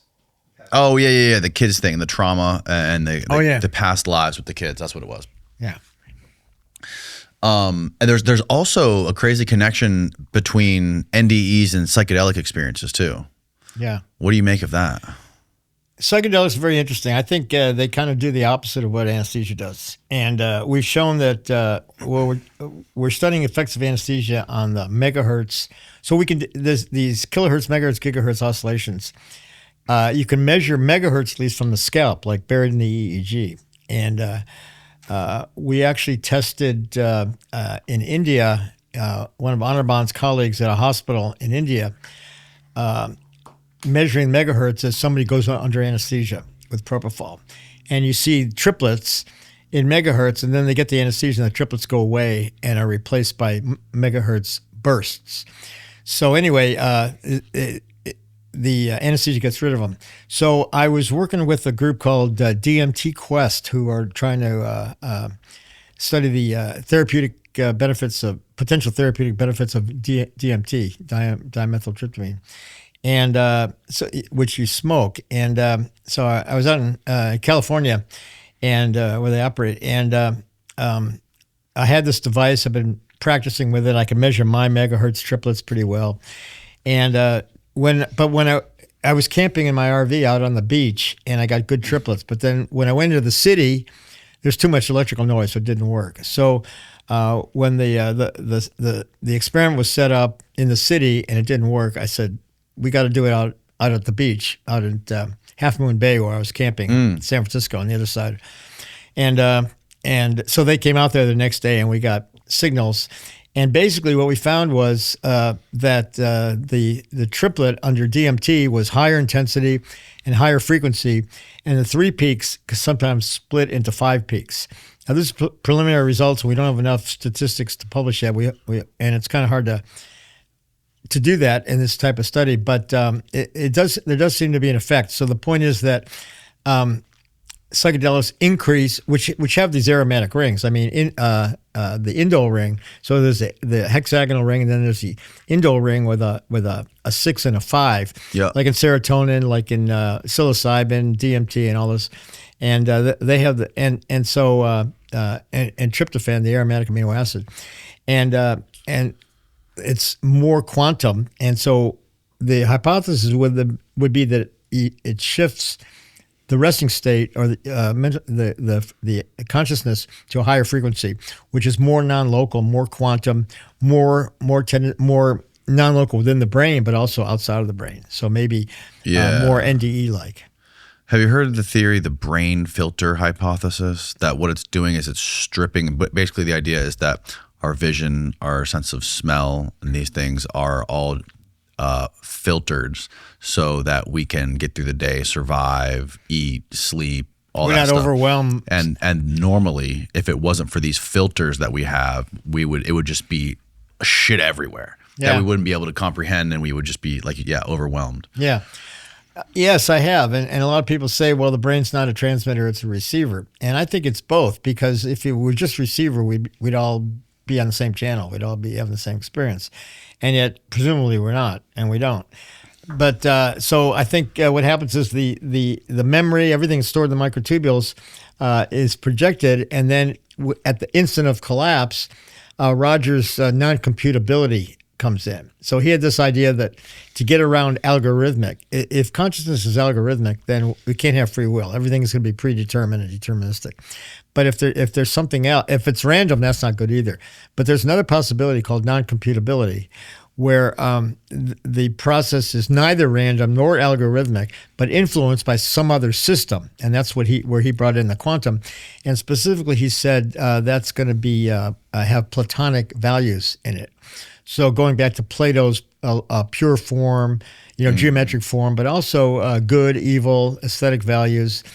And this would influence the collapse. So it's not really random, but it's going to kind of guide your perceptions and your actions towards certain things with which it resonates. That could be values embedded in the universe, like even good and evil. I mean, following the way of the Tao, divine guidance. And there's actually a theorem, the Schrodinger-Newton theorem, that gives the resonances that this might happen with. And so that's what I think. It's a combination. It's an interface, actually, kind of like what Don Hoffman says, except it's actually what comes up from the microtubules and then what meets the Platonic values from space-time at the instant of collapse, and that happens 10 million times a second. Yeah, it's pretty wild that the human body actually makes DMT in all those, in I think the lungs. I don't know if it's actually in the brain or not, but I know it's pineal gland. Definitely in the lungs. Yeah, that's the theory. I don't know if it's proven or not. I think Gigi Borgigian, Gimo Borgigian from Michigan, has shown that in rats that the pineal produces it. I don't know about humans, but in rats, if rats do it, we probably do it. It wouldn't be that. I mean, we make so many things that are so similar. It's very similar to melatonin and many other things. Right, and it's supposed to be responsible for our dreams, right? Dreams, it could be, and dreams are another interesting thing. And I think dreams are actually kind of quantum states that don't collapse, so they don't come into consciousness. And the reason I say that is that there's a Chilean psychologist named Ignacio Mate Blanco, who, I don't know, 30, 40 years ago, studied the logic of dreams. Yeah. And he said the logic of dreams is quite different from our waking Aristotelian logic. And some of us looked at that, and it looked like the logic of dreams is basically quantum logic. And so dreams may be where you stay in the quantum state and you don't collapse, so you don't get into the classical world, because you have all these deep interconnections, all these anomalies with time, and deep interconnections and stuff like that. Yeah, but you can also lucid dream. That's true. Yes. Where people can train themselves to like knock on doors and ask themselves questions like habitually in dreams and realize that they're dreaming. Like I've done it a couple times by accident. Yeah. Like, how do you explain that? Yeah, what's that guy? He comes to our conference. I can't remember his name right now. Yes, lucid dreaming. Mm-hmm. Yeah, and I think the conventional theory for these for dreams in general are trying to process real world experiences, right? And throw random external influences into them to prepare your brain for how this potentially could happen, and helping prepare your brain for future potential events that could happen to you, right? Well, that's the idea, but nobody knows for sure. But right. Yeah, I like the idea that dreams are quantum logic, and that's more fun for sure. Yeah. As far as their purpose, I don't know. Mm-hmm. Well, I mean, there's a lot of possibilities. Freud for one, and Mark Soames is a big neo-Freudian, and he's always pushing that. He's also, what was Freud's view? The dreams are important. The subconscious, the royal road to the subconscious, and they're actually telling us more than we can appreciate. I had a guy in here previously about a year ago, Jack Cruz, the neurosurgeon, who was explaining to me early on in his career, he had a patient where he was involved in. It wasn't actually a neurosurgery, but I think the person had a heart transplant.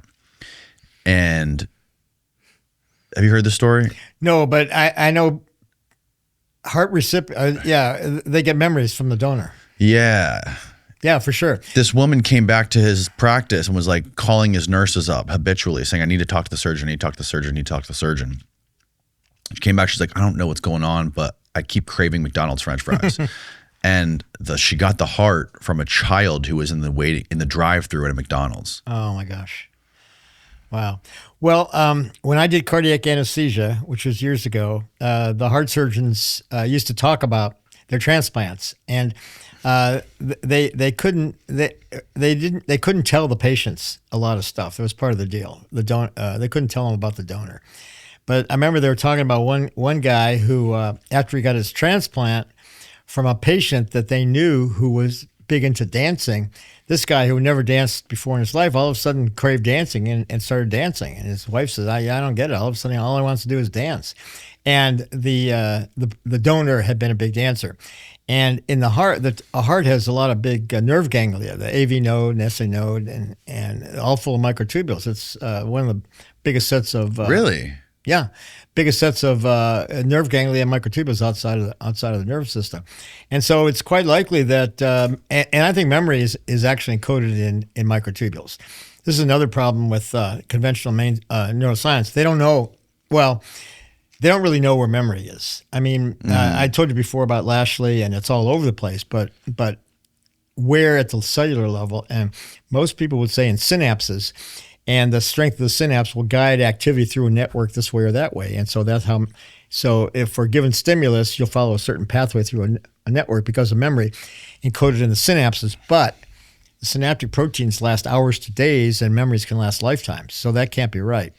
And I think it's actually in the microtubules, and uniquely in neuronal microtubules mostly, because in most cells which divide, the microtubules will be doing their thing, whatever they're doing in that cell. And then when it's time to divide, they disassemble, they reorganize at these mitotic spindles to pull the chromosomes apart. After that's done, they go back to doing what they were doing before.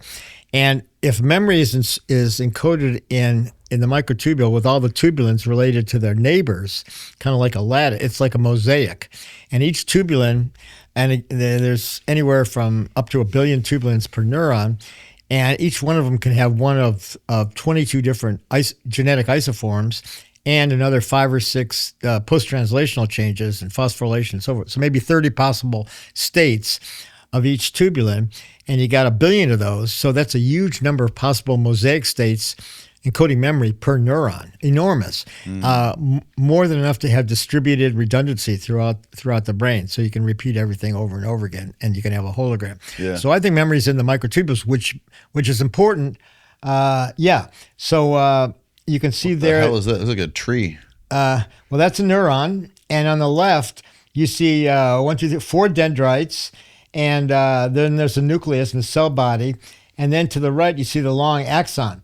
Now, there's a couple things wrong with this picture, I'm sorry to say. The microtubules in the axon, you can see they're pretty long, but it shows them being interrupted, and usually they're not interrupted. So once they go to like the breaks in them.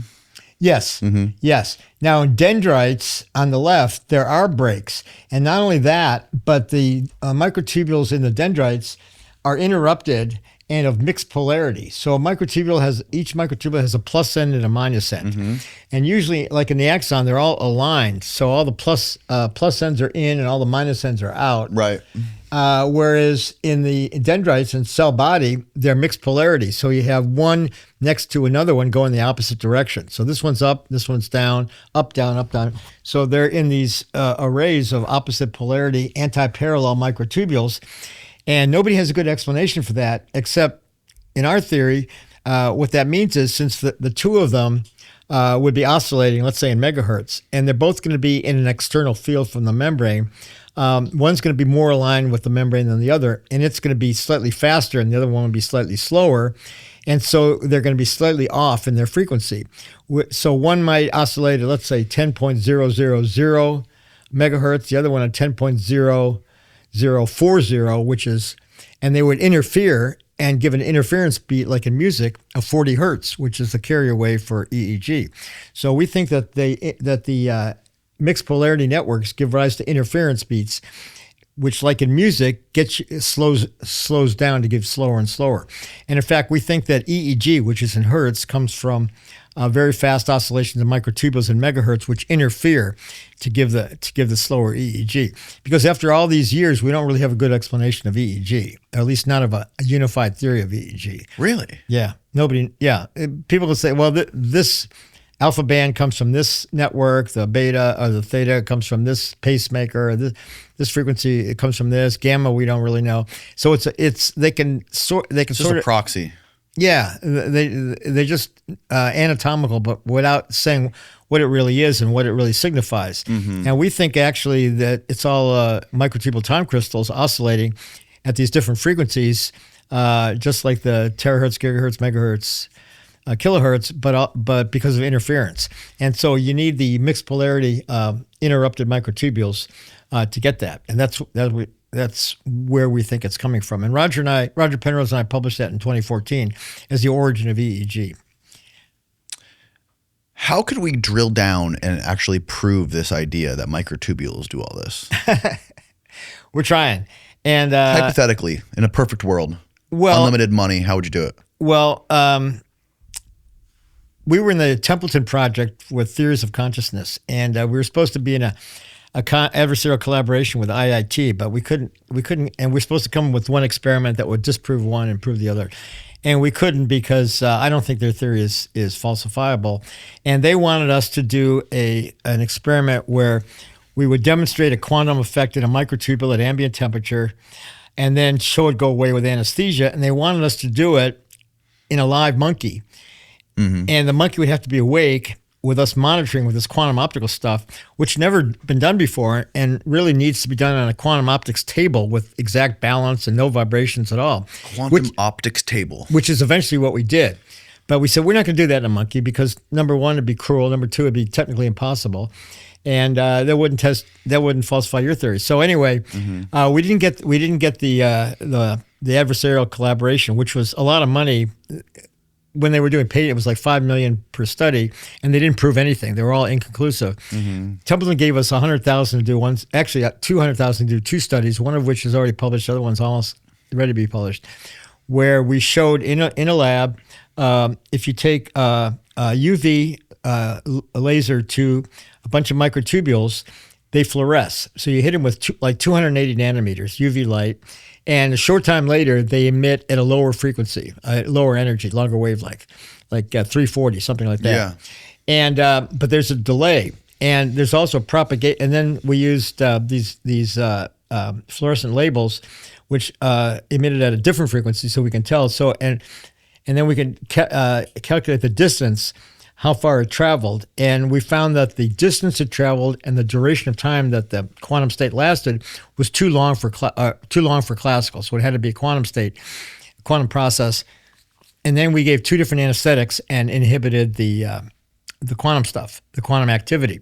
So we called our shot. We actually made those predictions, which were pretty risky. Most people said, you're not gonna be able to do that, but we did. Yeah. And this was done at Princeton in a neutral lab, and somebody who was kind of agnostic about our theory and actually didn't really like it. Was hoping to disprove it. But anyway, but it worked. And we have another experiment about to be published where we have even longer duration of the quantum state. So we've done those studies, but all the publicity went to the IIT versus Global Neuronal Workspace, the big bet that Chalmers had with Christoph, and they didn't even mention none of those other experiments worked to support any of those theories, except ours. But we kind of got drowned out in the noise of the other experiment. So that's more of that, which we're trying to do. And more experiments with anesthesia, showing that anesthesia selectively binds to affects microtubules. And I think that eventually we're going to win out, because I don't think they're going to have any more. They're going to have more clout, more noise, more publicity. What I'm more interested in now is, because this is going to drag on for a while, and I'm getting old. But what I'm more interested in now is practical applications of this, which has to do with Alzheimer's disease. And I was talking to Steve about this before. Mm-hmm. And basically, in Alzheimer's disease, there's 2 lesions. So there's these amyloid plaques that are these big ugly things that are in between the neurons. So like there's a neuron here. So out here there's a big ugly, and they say, well, it affects the synapses, and that's what causes the dementia. Yeah. But memory's not in. And then there's another type of lesion that are inside the neuron, which is called the neurofibrillary tangle. And that's made up of tau proteins. Tau? Tau, T-A-U, sorry, tau. And tau is a microtubule-associated protein. So normally, tau is sitting on the microtubule. So here's tau sits on it and acts as a traffic signal for these motor proteins that move along to tell, okay, get off here and deliver your cargo to this synapse. So it's a form of learning, the placement of the tau on the microtubule. And it could also be the tau stabilizes the microtubule. Well, somehow, for some reason, there we go. There's a tau protein. So the amyloid plaques are outside, and the tau tangles are inside, and the microtubule is disintegrating below. And so what happens is when the tau falls off, the microtubule disassembles, and you can see the tubulins coming off on the right side. So the microtubule literally disassembles, depolymerizes, and it'd be like the bones in your body disintegrating, and you get really short, really fast. And that's what happens to the neuron. The neuron shrinks because it's losing its cytoskeletal support. And I'm saying that the memory is stored in the microtubules in the relationship of all those little spheres, which are actually should be little barbells, little peanut shapes. And the tau either stabilizes the microtubule or acts as memory. In either case, so the amyloid plaques, they fuck with the tau proteins. They hurt the tau proteins. I don't know what they do. I mean, everybody. They're not connected to the tau. They have nothing to do with. There's a lot of theories, but nobody knows. Okay, the point is that that in postmortem studies, of somebody who had severe Alzheimer's and dementia, or had loss of memory, and you look, and the correlation. There's much better correlation with neurofibrillary tangles or tau proteins than with the amyloid. Oh, interesting. You can have the amyloid and not have the disease. You can have the disease and not have the amyloid. But if you have the disease, you're going to have the tau proteins, and vice versa. It correlates a lot better. So the tau is because the microtubules fall apart. And or the tau correlates with the microtubules falling So the apart. more tau proteins, the more memory loss, the more dementia. The more tau protein that's not on the microtubule, and it can That's not on the microtubule. right. It can be in the neuron in the corner in these tangles, neurofibrillary tangles, and it could spill out into the blood or the CSF. So if you do a spinal tap on a patient with Alzheimer's, you get tau in the CSF. You can see it in the urine. You can see it in the blood because it's spilling out of the nervous system. So it just tells you that tau is being lost. And it's coming off the microtubules because what it normally does is it's a microtubule-associated protein and stabilizes it. So the problem is, and this was known in 1989, there was a paper by Matsuyama and Jarvik, Libby Jarvik, who was a neurologist who was married to Robert Jarvik, who invented the first artificial heart. But that's neither here nor there. But she and this guy Matsuyama came out with a theory, or with a paper in PNAS in 1989, microtubule is the key to Alzheimer's disease.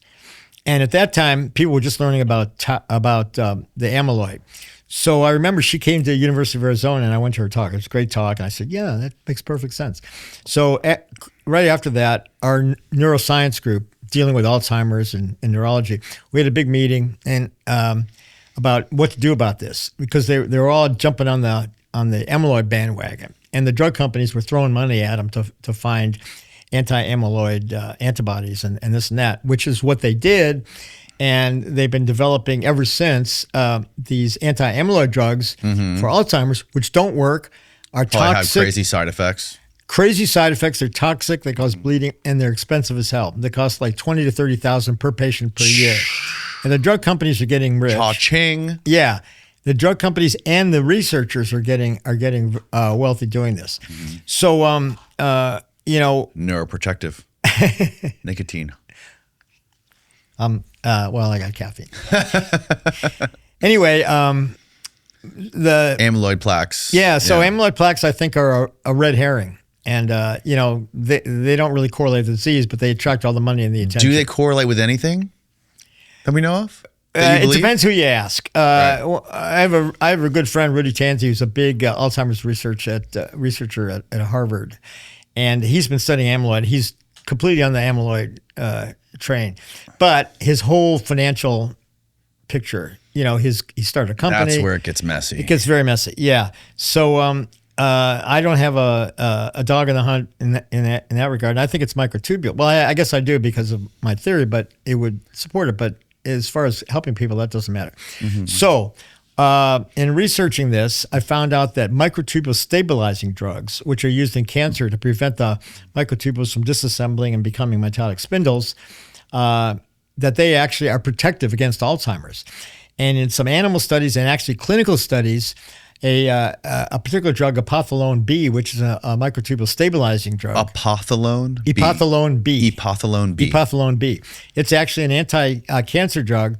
And a friend of mine, Mike Weiss, just did a study where he gave this to rats and then put them to sleep and found out he needed more anesthesia when they had this microtubule stabilizing drug, that the epothalone B was blocking the anesthetic from getting to the target in the microtubule. Whoa. Anyway, somebody was doing a study for Alzheimer's with epothalone B, and they found out that it helped. And they did a pilot study, and then they started a big study, and then all of a sudden they disappeared. They stopped. The study was halted for no apparent reason, and they vanished. What? Yeah. It sounds crazy. The people vanished? Well, they stopped publishing, and nobody could find them. So they either got paid off by the drug companies, or they got whacked. Maybe. I hope not. Well, I hope not either. Well, but they probably got paid off. And so anyway, they stopped. This is like the story. I was just so funny. I was just watching this interview my friend Jesse Michaels did today, and he's talking about these two guys who came up with cold fusion. That vanished right after that. I forget what their names were. Oh yeah, I remember that. Yeah, well, these guys vanished. I hope they're okay. But in the previous epothalone B is off patent because it's been around for a while, so you can't patent it, and there's no way to make money off of this. So they didn't want it, and every new every new. So this is this currently used for anti-cancer? For anti-cancer, yes. It is used, yes. Even though that doesn't make anybody any money. Well, yeah. Yeah, I don't know if. So it's like the other. What was the COVID drug that everyone got mad at? That was not patented, but it won a Nobel Prize. There was a similar drug that was used for COVID that was. Anyways, I can't remember what it was. They called it horse paste or something. Oh yeah, I don't remember. Ivermectin. Ivermectin. Yeah. Horse. Yeah. Horse dewormer. I don't know if it worked for COVID or not. Yeah, I don't think so. But anyway, so this drug disappeared, but it does antagonize anesthesia, which helps our theory. Okay, so if not that, so anyway, when Anirban discovered the kilohertz, megahertz, gigahertz, terahertz, and microtubules in around 2010, he first published in 2013. I said, "Wow, I wonder if we could use any of those frequencies to treat mental and cognitive disorders by resonating the microtubules." So kilohertz is electromagnetic. Megahertz is also in electromagnetics is radio waves. Gigahertz is microwaves, and terahertz are photons. So I didn't want to put any electromagnetics into the brain necessarily. And photons are hard to get in, and they're also electromagnetic. But as an anesthesiologist, I was very familiar with ultrasound. And I remember looking up and seeing an ultrasound machine and I said, wait, that's megahertz. Ultrasound which, as you know, passes through the body. You can see the baby in the uterus. We use an anesthesia to see nerves for nerve blocks, the jugular vein to hit the jugular vein. And you use it to see into the body because the waves pass harmlessly through the body, then reflect off surfaces, so you get an image back. Mm-hmm. So I wondered if anybody had tried megahertz ultrasound into the brain to treat depression or Alzheimer's or anything. And the answer was no, but it was approved for brain imaging. And it's not that good for brain imaging, but before they had CT and MRI, it was good enough, I guess, better than nothing. And it was still used at that time, and I think it's still used for newborns to look through the fontanelle for bleeds. So they don't have bone here, so it's just straight into the brain. And they ultrasound for like 30 minutes at a time to look for signs of bleeding without any apparent negative effect in newborns. So I said, well, it can't be that harmful. And then I found this guy, actually a guy at Arizona State University, our arch rival. I'm from University of Arizona. We hate those guys. No, not really, but they're a big sports rival. And he had been studying it in animals, ultrasound into the brain of animals, and seeing physiological effects. And so he could like ultrasound here, make the paw move here, or put electrodes in and see electrode. So he's getting physiological effect, didn't seem harmful. So at the time, still, we had a pain clinic in our anesthesia department, which I used to run. So I knew chronic pain patients, they're usually depressed, and they're chronic pain. And I said, I wonder if this would help our chronic pain patients, their mood, because they all have, crappy moods. They're depressed. Mm-hmm. And I said, hey, to my colleagues, and I said, we should try this on our chronic pain patients. And they go, yeah, right, Hammer. That's my nickname in anesthesia. So I put patients to sleep with a hammer. They say that's comforting. It's a joke, but I was very gentle and pretty good at it. Anyway, right before you put the patient to sleep, you start telling them your theory of consciousness. Wait. No, I tell them jokes, actually. I tell them, this is going to burn in your vein but melt in your brain, or a few other jokes that I can't really repeat because they're not going to remember. But hammer time, yeah. And but anyway, they said, yeah, Hammer, great idea. You go first. You got a nice shaved head. We'll watch. Right. So they called my bluff. And so one day, at the end of a day, we sat around a table and we brought in an ultrasound machine, and so they're all kind of watching. I'm getting a little self-conscious here, but so I put the goo. You have to have this gel, and I held it to my temple area because I know that's and I held it there for about 15, 20 seconds. I didn't know how long to hold it. And I didn't feel anything. I was a little disappointed. But about a couple minutes later, I started to get a buzz, and I was buzzed for like a couple hours. I felt really creative. What kind of a buzz? Kind of like a mild high, kind of like invigorated, Like stimulated? Mildly stimulating, just feeling good, slightly high, and thinking very well, thinking very clearly. Wow. And creative, and a little euphoria. I mean, I felt really good. So Steve, add that to the grocery list. So most of this was after I went home. So I came back the next morning and told I said, we got to try this. We got to do this on our chronic pain patients. And so we did. And we wrote a protocol, double-blind study, because on the ultrasound machine, you can hit a button and freeze the, so there's no ultrasound coming out of the device, but still the machine's still making the same noise. Yeah. So we did a double-blind study and on 30 pain patients, and we found statistical improvement in mood and almost statistical improvement in their pain reduction. And published in the journal, a very good journal, Brain Stimulation, the first study on effects of ultrasound on mental states in humans. And Jamie Tyler from Arizona State, who had done all this work for years on animals, and he got scooped on the first human, and he emailed me. He said, "Congratulations, you got the first human study." Of course, he got all the patents. Is this published? Yeah, published 2013. I'll send you the link. Wow. And since then, there have been hundreds, if not thousands, of papers on brain ultrasound for this and that. Now, most neuroscientists took up and started using it as focused ultrasound because, TMS, transcranial magnetic stimulation, transcranial electrical stimulation, you can stimulate the brain, but you can't focus it.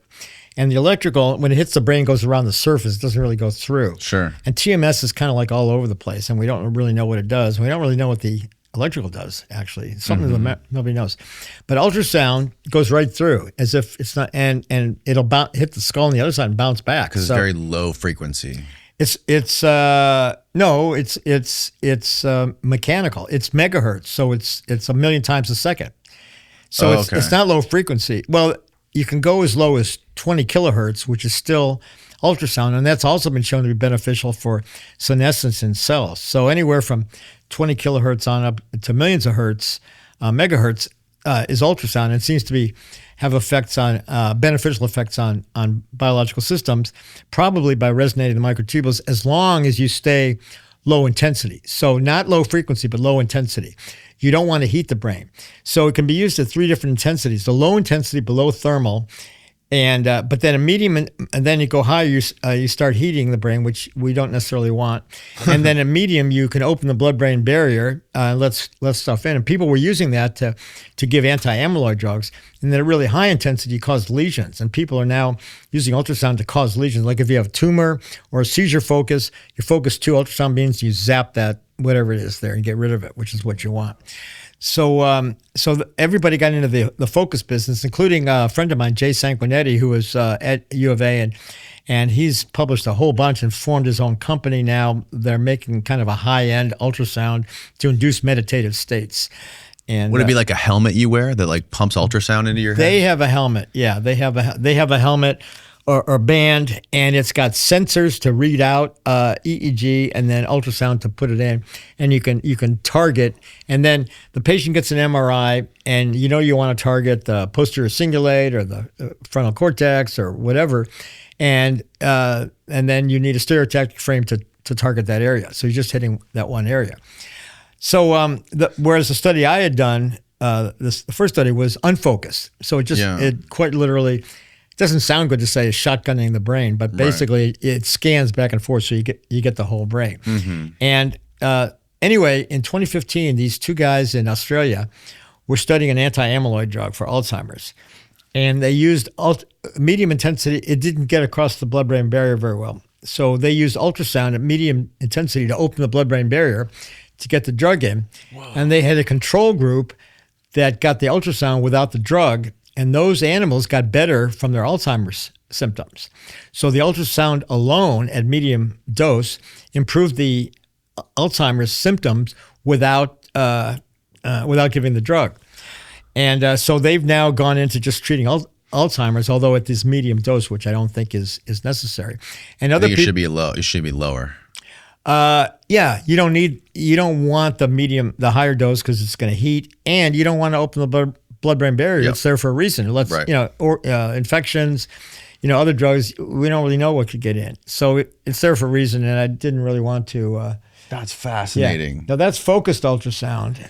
See, And- that makes me think about how technology is going and how that's affecting the evolution of humans, right? Like we're surrounded by screens, by these phones, by cell towers at every corner of every street, and like power lines are everywhere.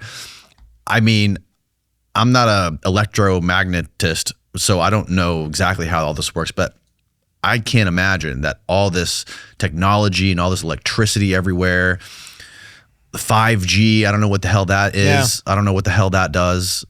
Bobby Kennedy says it passes through the blood-brain barrier, but I don't know anything about any of it. But I can't imagine that it's good for us. I can't imagine that it's increasing our cognitive abilities. No. And in fact, the Havana syndrome where they... Yeah. Oh, yeah. So that was high intensity, either microwave or ultrasound. Yeah. And that kind of fries the brain and gives a lot of symptoms. And I think it's frying the microtubules because they're using the resonant frequency, whether it's ultrasound or microwave, they're resonating over-resonating the microtubules and probably shattering them. And which is also what happens in a concussion. In concussion, you fracture your microtubules. Really? Yeah. Yeah, particularly in the long axons. If you look at them, they're like this. They're like a bone fracture. That's exactly what happens. So... and that's how these people get like CTE. Exactly. And I wish they would try ultrasound, and I wish Alzheimer's patients would use ultrasound. So let me back up again. So when the guys in Australia found this, they started using medium intensity ultrasound to treat Alzheimer's. And other people started using focused ultrasound at the hippocampus, and then others started using ultrasound at high intensity to hack away at the amyloid plaques, which was the wrong thing to do. Anyway, my view was low intensity, unfocused, which is also very cheap. If you use focus, you need an MRI and you need a fancy device. You need to target, and you need to know what target you're going for. You can buy these very low power ultrasound devices on Amazon. Exactly. Now you got to be careful because we looked at this, and a lot of them are a little bit too hot. They're a little bit because they're used for peripheral massage, which increases blood flow. So they intentionally heat a little bit. We did find one particular device that at low intensity is below the thermal threshold, which is about a watt per square centimeter at the scalp. That's the thermal threshold. So this is one we use is 700 milliwatts per square centimeter, and it's been shown to be safe. There's a guy, what is? You remember the name of the device? US Pro 2000. US Pro 2000. Yeah. So this friend of mine, Sterling Cooley is his name. He's a ultrasound engineer, and when I first started messing with ultrasound, I gave a talk on this at Berkeley, and this is probably around 2012. We published that paper 2013. And I gave this talk at Berkeley, and he was there, and he had been reading up on it, on what I'd been saying online and whatnot, and started making ultrasound devices, messing around with it and trying it on himself. And he mostly got into vagal ultrasound to stimulate the vagus nerve in the neck, but also brain ultrasound. Why would he do that? To treat digestive problems and to treat brain problems because the vagus goes up into the... And there's a lot of different ways for vagus nerve stimulation. But then when I started doing the brain ultrasound, he started looking at that. So and then when I started talking about Alzheimer's, that maybe let me back up. So meantime, Anirban had studied electromagnetic energy and effects of polymerization of microtubules. And this is electromagnetic, not ultrasound. But he found that 10 to the 7th hertz in electromagnetics cause the peak reassembly of microtubules. So if you start from tubulins in solution and give electromagnetic energy at different frequencies, you see how much they polymerize, and you can do that with optical density pretty easily. 10 to the 7th was the peak. They maximally polymerized. So 10 to the 7th would be 10 megahertz. So basically what we use in unfocused ultrasound.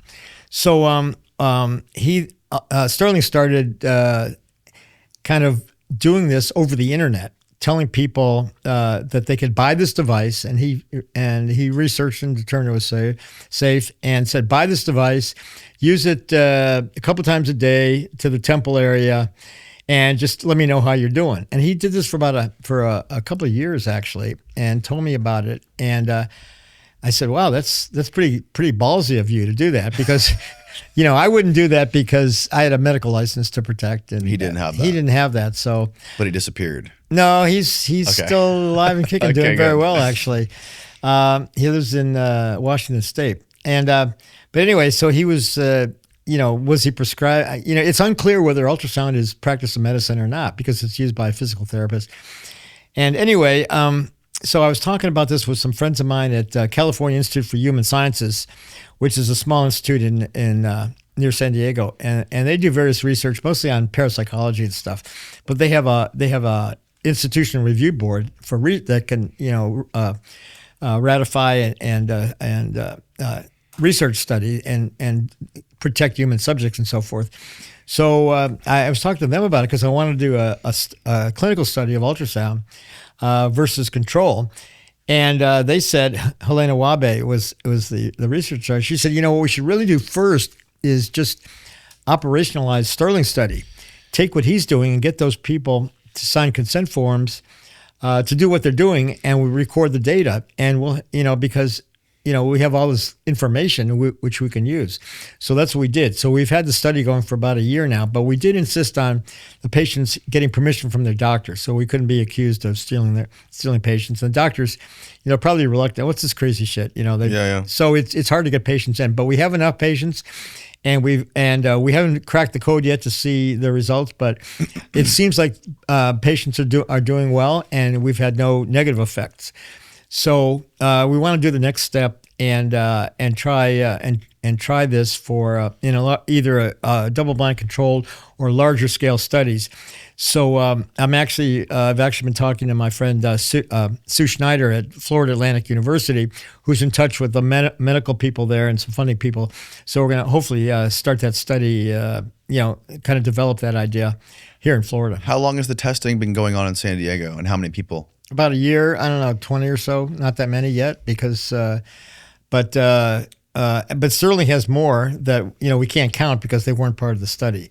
And do you think this could hypothetically be used to reverse cognitive decline or things like CTE, injuries from concussions, things like that? Yeah, I don't know about CTE, but there's a pretty good literature. A lot of people have been using ultrasound now for Alzheimer's, although in different ways, at medium doses, which I think is too much, focused at one area or another, which I don't think is necessary. So nobody but us has done this unfocused, low intensity bit, which is basically do it yourself, because as you said, you could buy this. The US Pro 2000 is a handheld device. Low intensity is 700 milliwatts per square centimeter, so below the... Look at that bad boy. That's it. Yeah. How much is that thing, Steve? $150. Wow. Look at that. Now, the butterfly is used... I'll take two. Yeah. You can get a used one for $50. That's amazing. The butterfly is expensive because you get imaging. The US Pro 2000, $159.95 is... And look at that. It's got a 4.5-star review. Yeah. Do you ever use this? Have you used it? Yeah, Really? I have one. I use it for jet lag, actually. Really? Yeah. And you can tell a difference. It seems that, it's a lot jet lag. It gives you a little buzz, and yeah. And, you got one in the car? No, unfortunately, I forgot it. I gave my last one away. I got to get some new ones, but I may be back actually because to get the study going at Florida Atlantic in Boca Raton. Wow. So we're trying to get people to do it, and the drug companies and the Alzheimer's Foundation, the Alzheimer's Society, and so-called charities, I think, are in the pocket of the drug companies, because I write them and they don't respond, and they keep pushing these. Oh, we got a new anti-amyloid drug. This one's going to work for sure. Trust us. Yeah. And so far, no. So it's disheartening. Yeah. That's I think one of probably the biggest problems with cancer research. It's like we've been treating cancer the same way, with this blunt forced hammer of radiating people and Yeah. giving people, these Poisoning them. chemo drugs and Yeah. killing them Yeah. just to the point where they're hanging on by a thread and the cancer's gone. It's like, we can't come up with a more advanced way. We're still using these primitive tools to attack this thing we've been dealing with for years. We don't understand cancer. When I told you that my first research was in a cancer lab back in medical school in the 70s. And that was before we knew a lot about oncogenes or anything like that. And there was a theory from the previous century that cancer was due to abnormal mitosis. So when cells divide, the microtubules divide the chromosomes perfectly. Mm-hmm. And if they don't, you get too many over here, not enough here, or some kind of abnormal genotype leading to an abnormal phenotype, which could be cancer. And there was a German guy named Bovary who had this theory, and it was revived by a guy at UCSF named Duisberg, who was very controversial because he actually didn't think that HIV was caused by AIDS. So he got a bad name for that. But I think his theory of cancer of, what do you call it, from abnormal mitosis. He had another polyploidy or something like that, because you get too many sets of chromosomes. What was the origin of cancer? I think that might be right. So maybe it's all in making sure the mitosis happens properly instead of separating the chromosomes abnormally. I wonder, when it comes to the microtubules, what the effects of hyperbaric oxygen would have on that, or if there'd be any correlation. Because I know hyperbaric oxygen is FDA approved for treating for wound healing. Yeah. And there's also, I don't know if it's proven, but I think it's accepted universally that hyperbaric oxygen can lengthen telomeres. Yeah. Well, yeah, I don't know. I think that's treating a different problem. And, for sure. But I don't think, if there was tissue hypoxia or not enough oxygen, that'd be one thing. But there's no evidence that it does that. And I know people who are into it, but in medicine it was like a fad. And it's like, nah. You get that same kind of euphoric feeling after hyperbaric oxygen that you were describing. Yeah. Well, I mean, it could be a complete. I mean, obviously, Right. it is a completely different mechanism of action that's going on there. Yeah. All I know is that in Tucson, one hospital had a hyperbaric chamber. Then all the others were going to jump on board and get their own. And then after looking at it, they didn't bother. So it can't be that dramatic. Or maybe its insurance doesn't pay for it. I don't know. Yeah. Or some combination. Yeah. But this wouldn't, for $150, these families. Let me back up. There have been quite a few studies now on ultrasound for Alzheimer's, doing it various different ways, but with interesting results, getting improvement. For example, one group showed improved cognition. This is not our study. This is somebody else's study. Yep. And they got MRIs before and after. And they had a patient, for example, who had marked cortical atrophy. His brain had shrunk. Cortical atrophy. Yeah, the cortex actually shrunk because, again, the microtubules disassemble, so the neurons shrink, you lose synapses, so the neurons get smaller and the whole brain gets smaller. And so after treatment with ultrasound, his memory came back, his cognition improved, and they got a repeat MRI, and the cortex had grown back, and it got bigger again. And the only way I could figure that is by stimulating the microtubules to repolymerize and quite literally flesh out the brain and the neurons again and reestablish synapses. So that's pretty impressive. And there have been a lot of studies now showing improvement. And there are several reviews of large-scale studies with many patients, and very, very safe. I think no significant adverse effects, more than a couple minutes of maybe local irritation or something like that in like 3 out of 700 patients. So low intensity, it's quite safe. Yeah. And it seems to be potentially beneficial. There's no reason it's not being used, at least tried. And even if it just helps somewhat, it doesn't cause any problem. Sterling had a patient that he said that, so he deals a lot of times with the family. And the kids taking care of their parents or grandparents, and he said they had one patient, and the guy didn't speak. He had lost the ability to speak. It was nonverbal, so he didn't say anything. Just kind of sat there, and they were kind of getting a little frustrated. He said, "Well, keep going." After 3 months, he started speaking again, after 3 months of ultrasound. Had he spoken previously? No, well, no, not for years and years. Yeah, before Something happened. We got Alzheimer's. He stopped. Yeah, the Alzheimer's took away his verbal skills, and but after a couple months, so it took a while because probably that's pretty far gone. So it shows that even if they're pretty far gone, they may come back if you persist long enough, because the microtubules grow back by themselves at 1 millimeter per day. So with ultrasound, maybe faster. But, so it may take a while. So you mentioned it briefly a minute ago about a place in San Diego that studies parapsychology, and it seems like these microtubules combined with like memory and all this stuff and consciousness. Parapsychology is linked to all of this somehow. What is your view on parapsychology?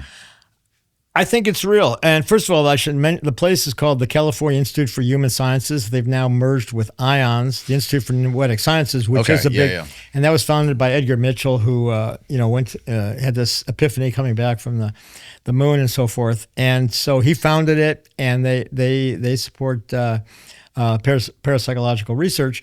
And I think quantum consciousness enables non-locality and parapsychology. So I have no problem with ESP and telepathy and precognition and all that stuff. And so I think it's real. I've had enough experiences myself where I kind of sense something before it happens, and or have a feeling and some coincidence, So I kind of believe in that kind of stuff. And and if consciousness is quantum, non-local, then there could be entanglement between people. Absolutely. Yeah. I mean, there's definitely those feelings that, everyone has had that they can attribute to some sort of serendipity or thinking about something, thinking about a person, and then they all of a sudden they call you. Like, what was that?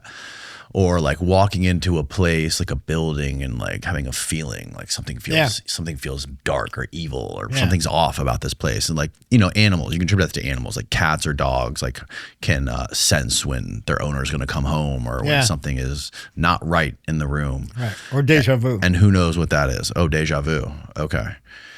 And I always wonder, like, is that something that humans had long ago that has just atrophied over millennia, Could be. And, we still have it to some extent. With the advent of technology, technology's replaced our need to have that, right? Like we have, we do less now with our brains now that we have iPhones and we have computers. We can talk to our phone. We can, order Uber Eats, whatever. We don't have to do as much work. And there's also the Platonic information that we could be accessing too. That's going to give us information. That's not the same thing because it's stuff that's intrinsic to the universe. So, but I think that can be helpful too. Mm-hmm. Yeah, I mean, I've heard anecdotal stories of people talking about like going off into nature for like days and weeks on end, and having like this reawakening, like senses reawakening deep that have been buried within them. Yeah. Like when they leave society, when they leave like this big city they live in, right? Just getting away from the noise might be doing getting that. Away from that, like noise. Maybe, yeah. Or like, what if is there something else happening there? Are these deep senses like reawakening in us? I don't know, but I think about that a lot. And like even going to memory, right? Like memory in history had to have been way better, because like going into antiquity, when stuff was written down, it wasn't paginated, it was written on scrolls, right? So like you couldn't just say, oh, if I want to access this memory, I know what page and what book to go to, or just type it into Google. Like you would need to have a way greater capacity for memory back then. And even going back before that, before the written word, right? When stuff was transmitted orally for decades, and what was going on there? How did people have that kind of memory? So, I don't know. It makes me think like maybe parapsychology was there long ago. Could have, yeah. And now it's gone away, and it's been gone for so long we've forgotten about it, and now it just is in this woo-woo sort of realm, and we don't know what to think about it. It's been suppressed, probably. Yeah. Various technology, but also... Well, the U.S. government spent lots of money on it. We know that. Right? CIA, remote viewing. Yeah, stuff like that. Yeah, that's all real. So I mean, if they spent millions and millions of dollars on it, there must be something there. That's my view. Yeah, it's kind of gone dark, but there's a lot of stuff that goes around that you kind of get bits and pieces of it. And few people are prominent in that history. Yeah. Yeah, and then there's these telepathy tapes that have come out with these nonverbal autistic children who seem to have the ability to communicate telepathically and read minds and stuff like that. Right. I don't know what to make about that stuff, man. Well, I think a lot of that is real, but there's also some kind of fakery going on there. There's a lot. I think there's a lot of and that. We're actually going to have a session on that with a skeptic and an advocate, and we're going to go over that.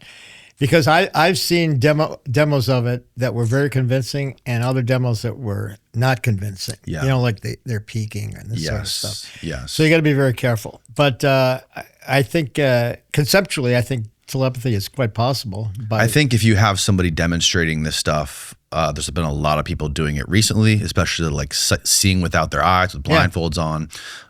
I think one of the ways that you should do it is have like a stage magician there to like verify, like, are you doing this? Are you doing that? Yeah. Because normal everyday people, normal dum-dums like me can't tell the difference. Yeah. Well, we're going to have that. Actually, we have a skeptic. He's a neuroscientist. He studied this I mean, he thinks it can be real, but he also says there's a lot of fakery. So we're going to have somebody who was involved with the telepathy tapes, Diana Hennessy. Yeah, she's going to be there. And then Arnaud Delorme is the skeptic. He's in neuroscience. He works at ION. So he's generally in favor of parapsychology. But who's the guy who Aya Whiteley was telling us about that was a part of IONS? The gentleman who couldn't travel? Dean Radin. Dean Radin, that's what it was, yeah. Dean is traveling to our conference for the first time. He's been in Idaho, but he's going to come in person, and he's going to talk about, he's got a new book coming out. And he's been doing a lot of stuff. CIA guy, right? Or like he's history. He was either in the CIA or he knows a lot about the CIA. I don't know. He knows a lot about a lot of stuff. Yeah, he's quite smart actually. And they have this random number generator system around the world. Exactly. And a moment like 9/11 or this big spike in activity, and New Year's Eve. He has a study. New Year's Eve, this big spike around the world, and so when everybody's thinking the same thing, you see an effect on these random number generators. So something like that is going on. So Dean's going to be there. We have actually 2 sessions on parapsychology. Or what's the I forgot what the other one is. But anyway, we take it seriously. But most of our conference is science, mainstream science, but. We don't kind of cater to the neurocomputation, the cartoon neuron crowd, because I don't believe we don't. We're dubious of I'm more dubious of mainstream stuff. Well, I'm dubious of everything, but sure. But I think the mainstream cartoon neuron stuff, the idea that the brain is a computer of simple dumbass neurons just doesn't make sense. It's an insult to neurons and biology in general. Because what's happening is people, a lot of neuroscientists now, they don't look inside the neuron. They don't even know about it. They don't know biology. They come from neuroscience, from AI and from psychology, and so they don't actually know the hardware. They don't know about a neuron. They don't know that it has multiple frequency levels and that sort of thing. So I think that's the problem. So we try to do that. We try to emphasize that because I think that's where the key is. And anesthesia is the bottom line, the best way to understand and study consciousness. Yeah, I heard, I was watching something on YouTube the other day where they were interviewing this Diana Hennessy Powell woman who did the telepathy tapes. And I think she was saying that they got infiltrated by the CIA. I'll ask her. Do you have that clip, Steve? I think I texted it to you. Yeah, that was wild because they have historically been fascinated by that stuff. Yeah. Right? So it would make sense. They probably want to use it, and they probably are using it in various ways. And it seems to be somehow connected to this whole UAP phenomena that the media and the government seems to be hell-bent on releasing into the public and acclimating us to recently. Yeah, maybe. We had a session on that last time, and actually that is kind of interesting because to me personally, it'd be very highly unlikely if we're the only conscious entities around. And I'm particularly interested in these plasmoids. So I don't know, the last couple of years we have all these UAP, UFO stuff. Yeah. And there's one category called plasmoids, which are kind of like ball lightning. Oh yeah. They me and Steve saw some of those. Here's the clip. This is Kai Dickens. She's the one who directed the telepathy tapes. Yeah, play the clip. We all figured out who it was. And no way. Because I did not think that would happen, and I'm such not a conspiracy theorist at all, but then it happened. That's crazy. Wild. Here's a question. Do you know of any of these children or anyone in this realm that have been like approached by like a government agency? Because we talk a lot about the government, the CIA, how they try to weaponize everything. We've talked about Operation Often, which they tried to weaponize like witchcraft. So this seems kind of like a prime subject for them to approach. Yeah, a lot of people were warning us about that. And then a few scientists actually were like, it's not going to happen how you think. It's going to be someone coming in and infiltrating your world, gaining your trust, so they have access to these families. Whoa. And that happened. And we all figured out what happened and who it was. And no way. It's all I could do was tell everyone, and so everyone's aware of it, and just to be careful. It was weird because I did not think that would happen, and I'm such not a conspiracy theorist at all, but then it happened. And it can be really confusing, I think, to know who to trust and who not to. So was this person part of a government agency? Yeah. Are you allowed to say which one? The CIA. That's crazy. Wild. Yeah, I mean, I don't love it. Yeah. Okay, yeah, the plasmoid stuff. Yeah. So among the various types of observations were these plasmoids, which are kind of like corona discharges, plasma, electromagnetic, like ball lightning, which is a whole nother subject. But what's interesting is that they seem to be doing intelligent things. Like they would kind of have little play games with each other or hide and seek and this and that, and move around.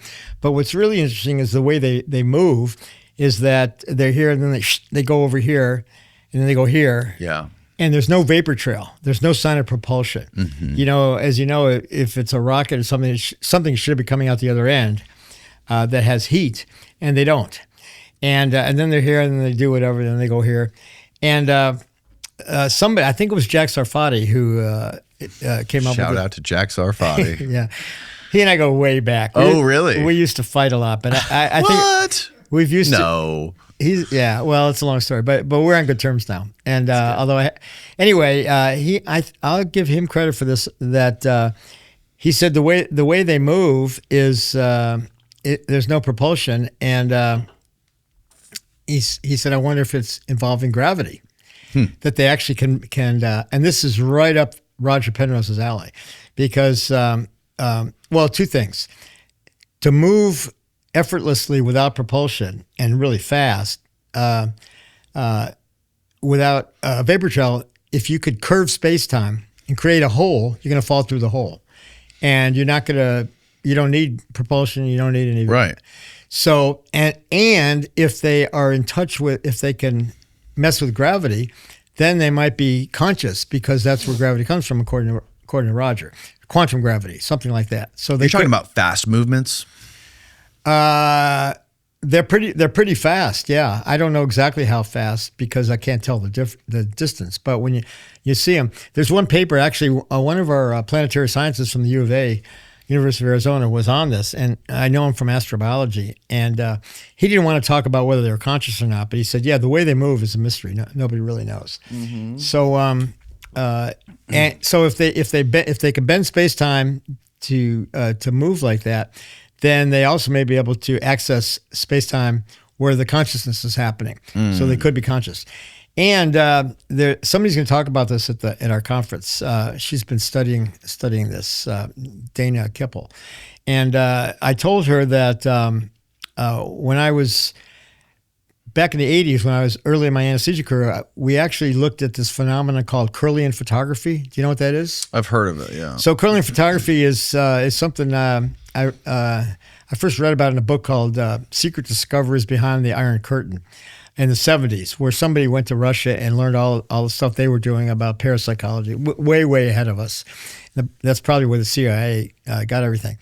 But if you it's basically looking for an aura or corona effect.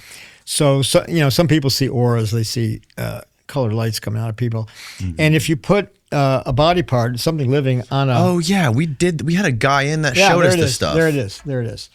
So Kirlian photography. So when I learned about this in the early 80s, I said, I wonder if that would go away with anesthesia. Is it consciousness? And so we did a study with rats. And so we had a rat. So we didn't intubate the rat. We put the rat in a plexiglass chamber and just put air in and air out. And the rats moved around. And then when we added anesthesia gas to the air going in, they would go to sleep. And so we had them so that their tail, which is the only symmetrical, easy access thing, was on this photographic plate, and we could see a corona effect. So when they're awake, we see this corona effect coming out of their tail. We turn on the anesthesia, and they go to sleep, and the tail goes away. What? So, but wait, hang on. So I actually presented this at an anesthesia meeting, and this guy asked a question, and he said, "Well, wait a second. You didn't intubate the rat, so there's anesthesia everywhere in the chamber. So how do you know this is because the anesthetic is taking away consciousness and then it's not coming out of the tail, or is it because the anesthesia is between the tail and the plate and it's blocking it at the tail level and it has nothing to do with consciousness? It just has to do with this corona effect." And I said, "That's a very good question." Yeah. And I was a bit embarrassed because I hadn't thought of it. So I went back and I told my guys that, okay, we have to try this without the rat. We have to do control. So we made a chamber that had a transparent top to it, but it was two electromagnetic plates, and we put radio frequency across it to get a corona effect. And so when you do it without anything, you see a bunch of these sparkles, kind of like we saw coming out of the finger, and with air. And then if you add anesthesia, it goes away. So the corona effect goes away, and we did it for a bunch of different anesthetics, and we knew the potency of all the anesthetics, and roughly speaking, relatively, the inhibition was proportional to the potency of the anesthetic. So in other words, if it was a potent anesthetic, you just needed a little bit to get rid of this corona effect. Yeah. And if it was less potent, you needed a lot. And if it was non-anesthetic, like nitrogen or helium, it didn't do anything.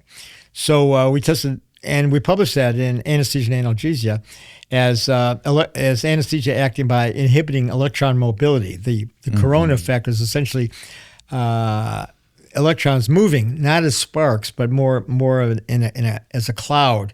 It's actually an ionic cloud. So and anesthesia is a gas, so it seemed to work out. So we know that anesthesia blocks electron mobility at that level, and that could be so consciousness. That's how it could affect consciousness inside the microtubules, for example. But it would also affect the corona outside, in the atmosphere, and so it'd be interesting to know if you could anesthetize these plasmoids, but it also means that maybe they are conscious if the or the plasma is a sign of consciousness. Although they would have to be connected to gravity to be conscious. But anyway, there's some connection there. Yeah, we had a gentleman on the show a couple of years ago who was able to he was doing this thing where he believed he was able to summon these plasma balls. They look like ball lightning. And he had these crazy claims on how he believed that they were biblical angelic beings that were coming, because he would pray and these things would appear. And we're like, okay, show us. Yeah. So we met him the night before we recorded our podcast. Me and Steve took him out to the beach, to this location, and we sat out there and stared at the sky for like 2 hours with video cameras. And he had these specific type of binocular that was called it was like a psionic. It was a really low light camera. A very, very low light binoculars that actually recorded what you could see through there too. And there was lots of planes coming in off of the coast, like landing in Tampa, like coming down. You could see the planes because there was flashing lights on them. And after like an hour and a half, maybe hour 45 minutes, this like plasma orb came up off of the horizon and like came up and then went slowly to the left, and then like fizzled out. And then another one popped up and went slowly to the right and then fizzled out. And it was like the closest thing I could relate it to would be like one of those Chinese lanterns. But like, how would you explain it coming off of the horizon and then moving in one direction and then going away? And then another one coming out and going away. It was so bizarre. I've never seen anything like that before. But I've also never stared at the sky uninterrupted for 2 hours. So there's that. Well, why they go away, I don't know. They could be. Oh, here's a video of it. Do it one more time. So we're staring at this. That's a plane. Oh, there's something right on the water. Right on the water. Thank you. Thank you. I don't see it. If you could flash The pink thing? There it is on the bottom. There it is. Yeah. So that's where the horizon is. Yeah. I'm getting it. That's your orb there. Right there. It's still in the camera. It's still in here. The one on top will fizzle out. Thank you. Look at that one getting brighter. Oh. Here, someone needs to look through this. It's very bright. Thank you. Oh, you see it? It's right there. You see it? That is an orb. That is definitely an orb. I'm tracking it here. Do you want to look? And then it just fizzles out. And he's got videos all over his Instagram page of these things, like telephoto, and it, like if you go to his Instagram, you can see these super zoomed in images of these things, and they look like plasma lightning balls. Yeah. They there's actually quite a few in the scientific literature showing that, including the paper from one of our U of A people is on, and it's a mainstream journal, and they don't claim that they're conscious. They claim that they're unidentified. They have this interactions with each other like they're intelligent, and they're playing with each other, playing tag or something. Yeah, and then they disappear. But they have this funny movement. So, did you find it, Steve? Those images? Yeah, there's something. There's definitely something spooky going on that we don't understand, like on another level. Right. Yeah, that's like a zoomed in image of what they look like. Christopher Bledsoe. He lives in I think it's North Carolina, somewhere in North Carolina. Well, I went to this meeting at Esalen in California, and they had somebody summoning UFOs. Yeah. And the first night I went out on the beach, and Stephen Greer. I don't know. I forget who the guy's name. Okay. They had several, but they didn't see any. And then they did it the second night, and the second night I didn't go because I got cold the first night, and of course that's when the orbs came, and my friend took a beautiful picture of one. Yeah, look at this one. This one's nutty.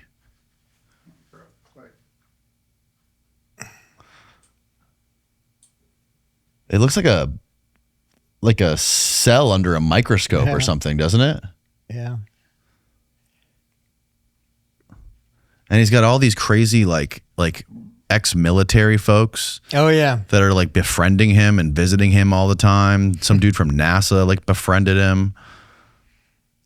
Yeah. Like allegedly, they're trying to figure out what it is about him that attracts these things.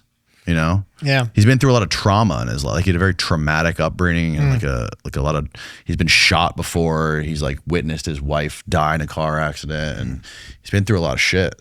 And they think there's people who speculate that something about the trauma opened up some sort of portal in him where these things are like attracted to him, or he somehow brings out something that's like not visible to normal people.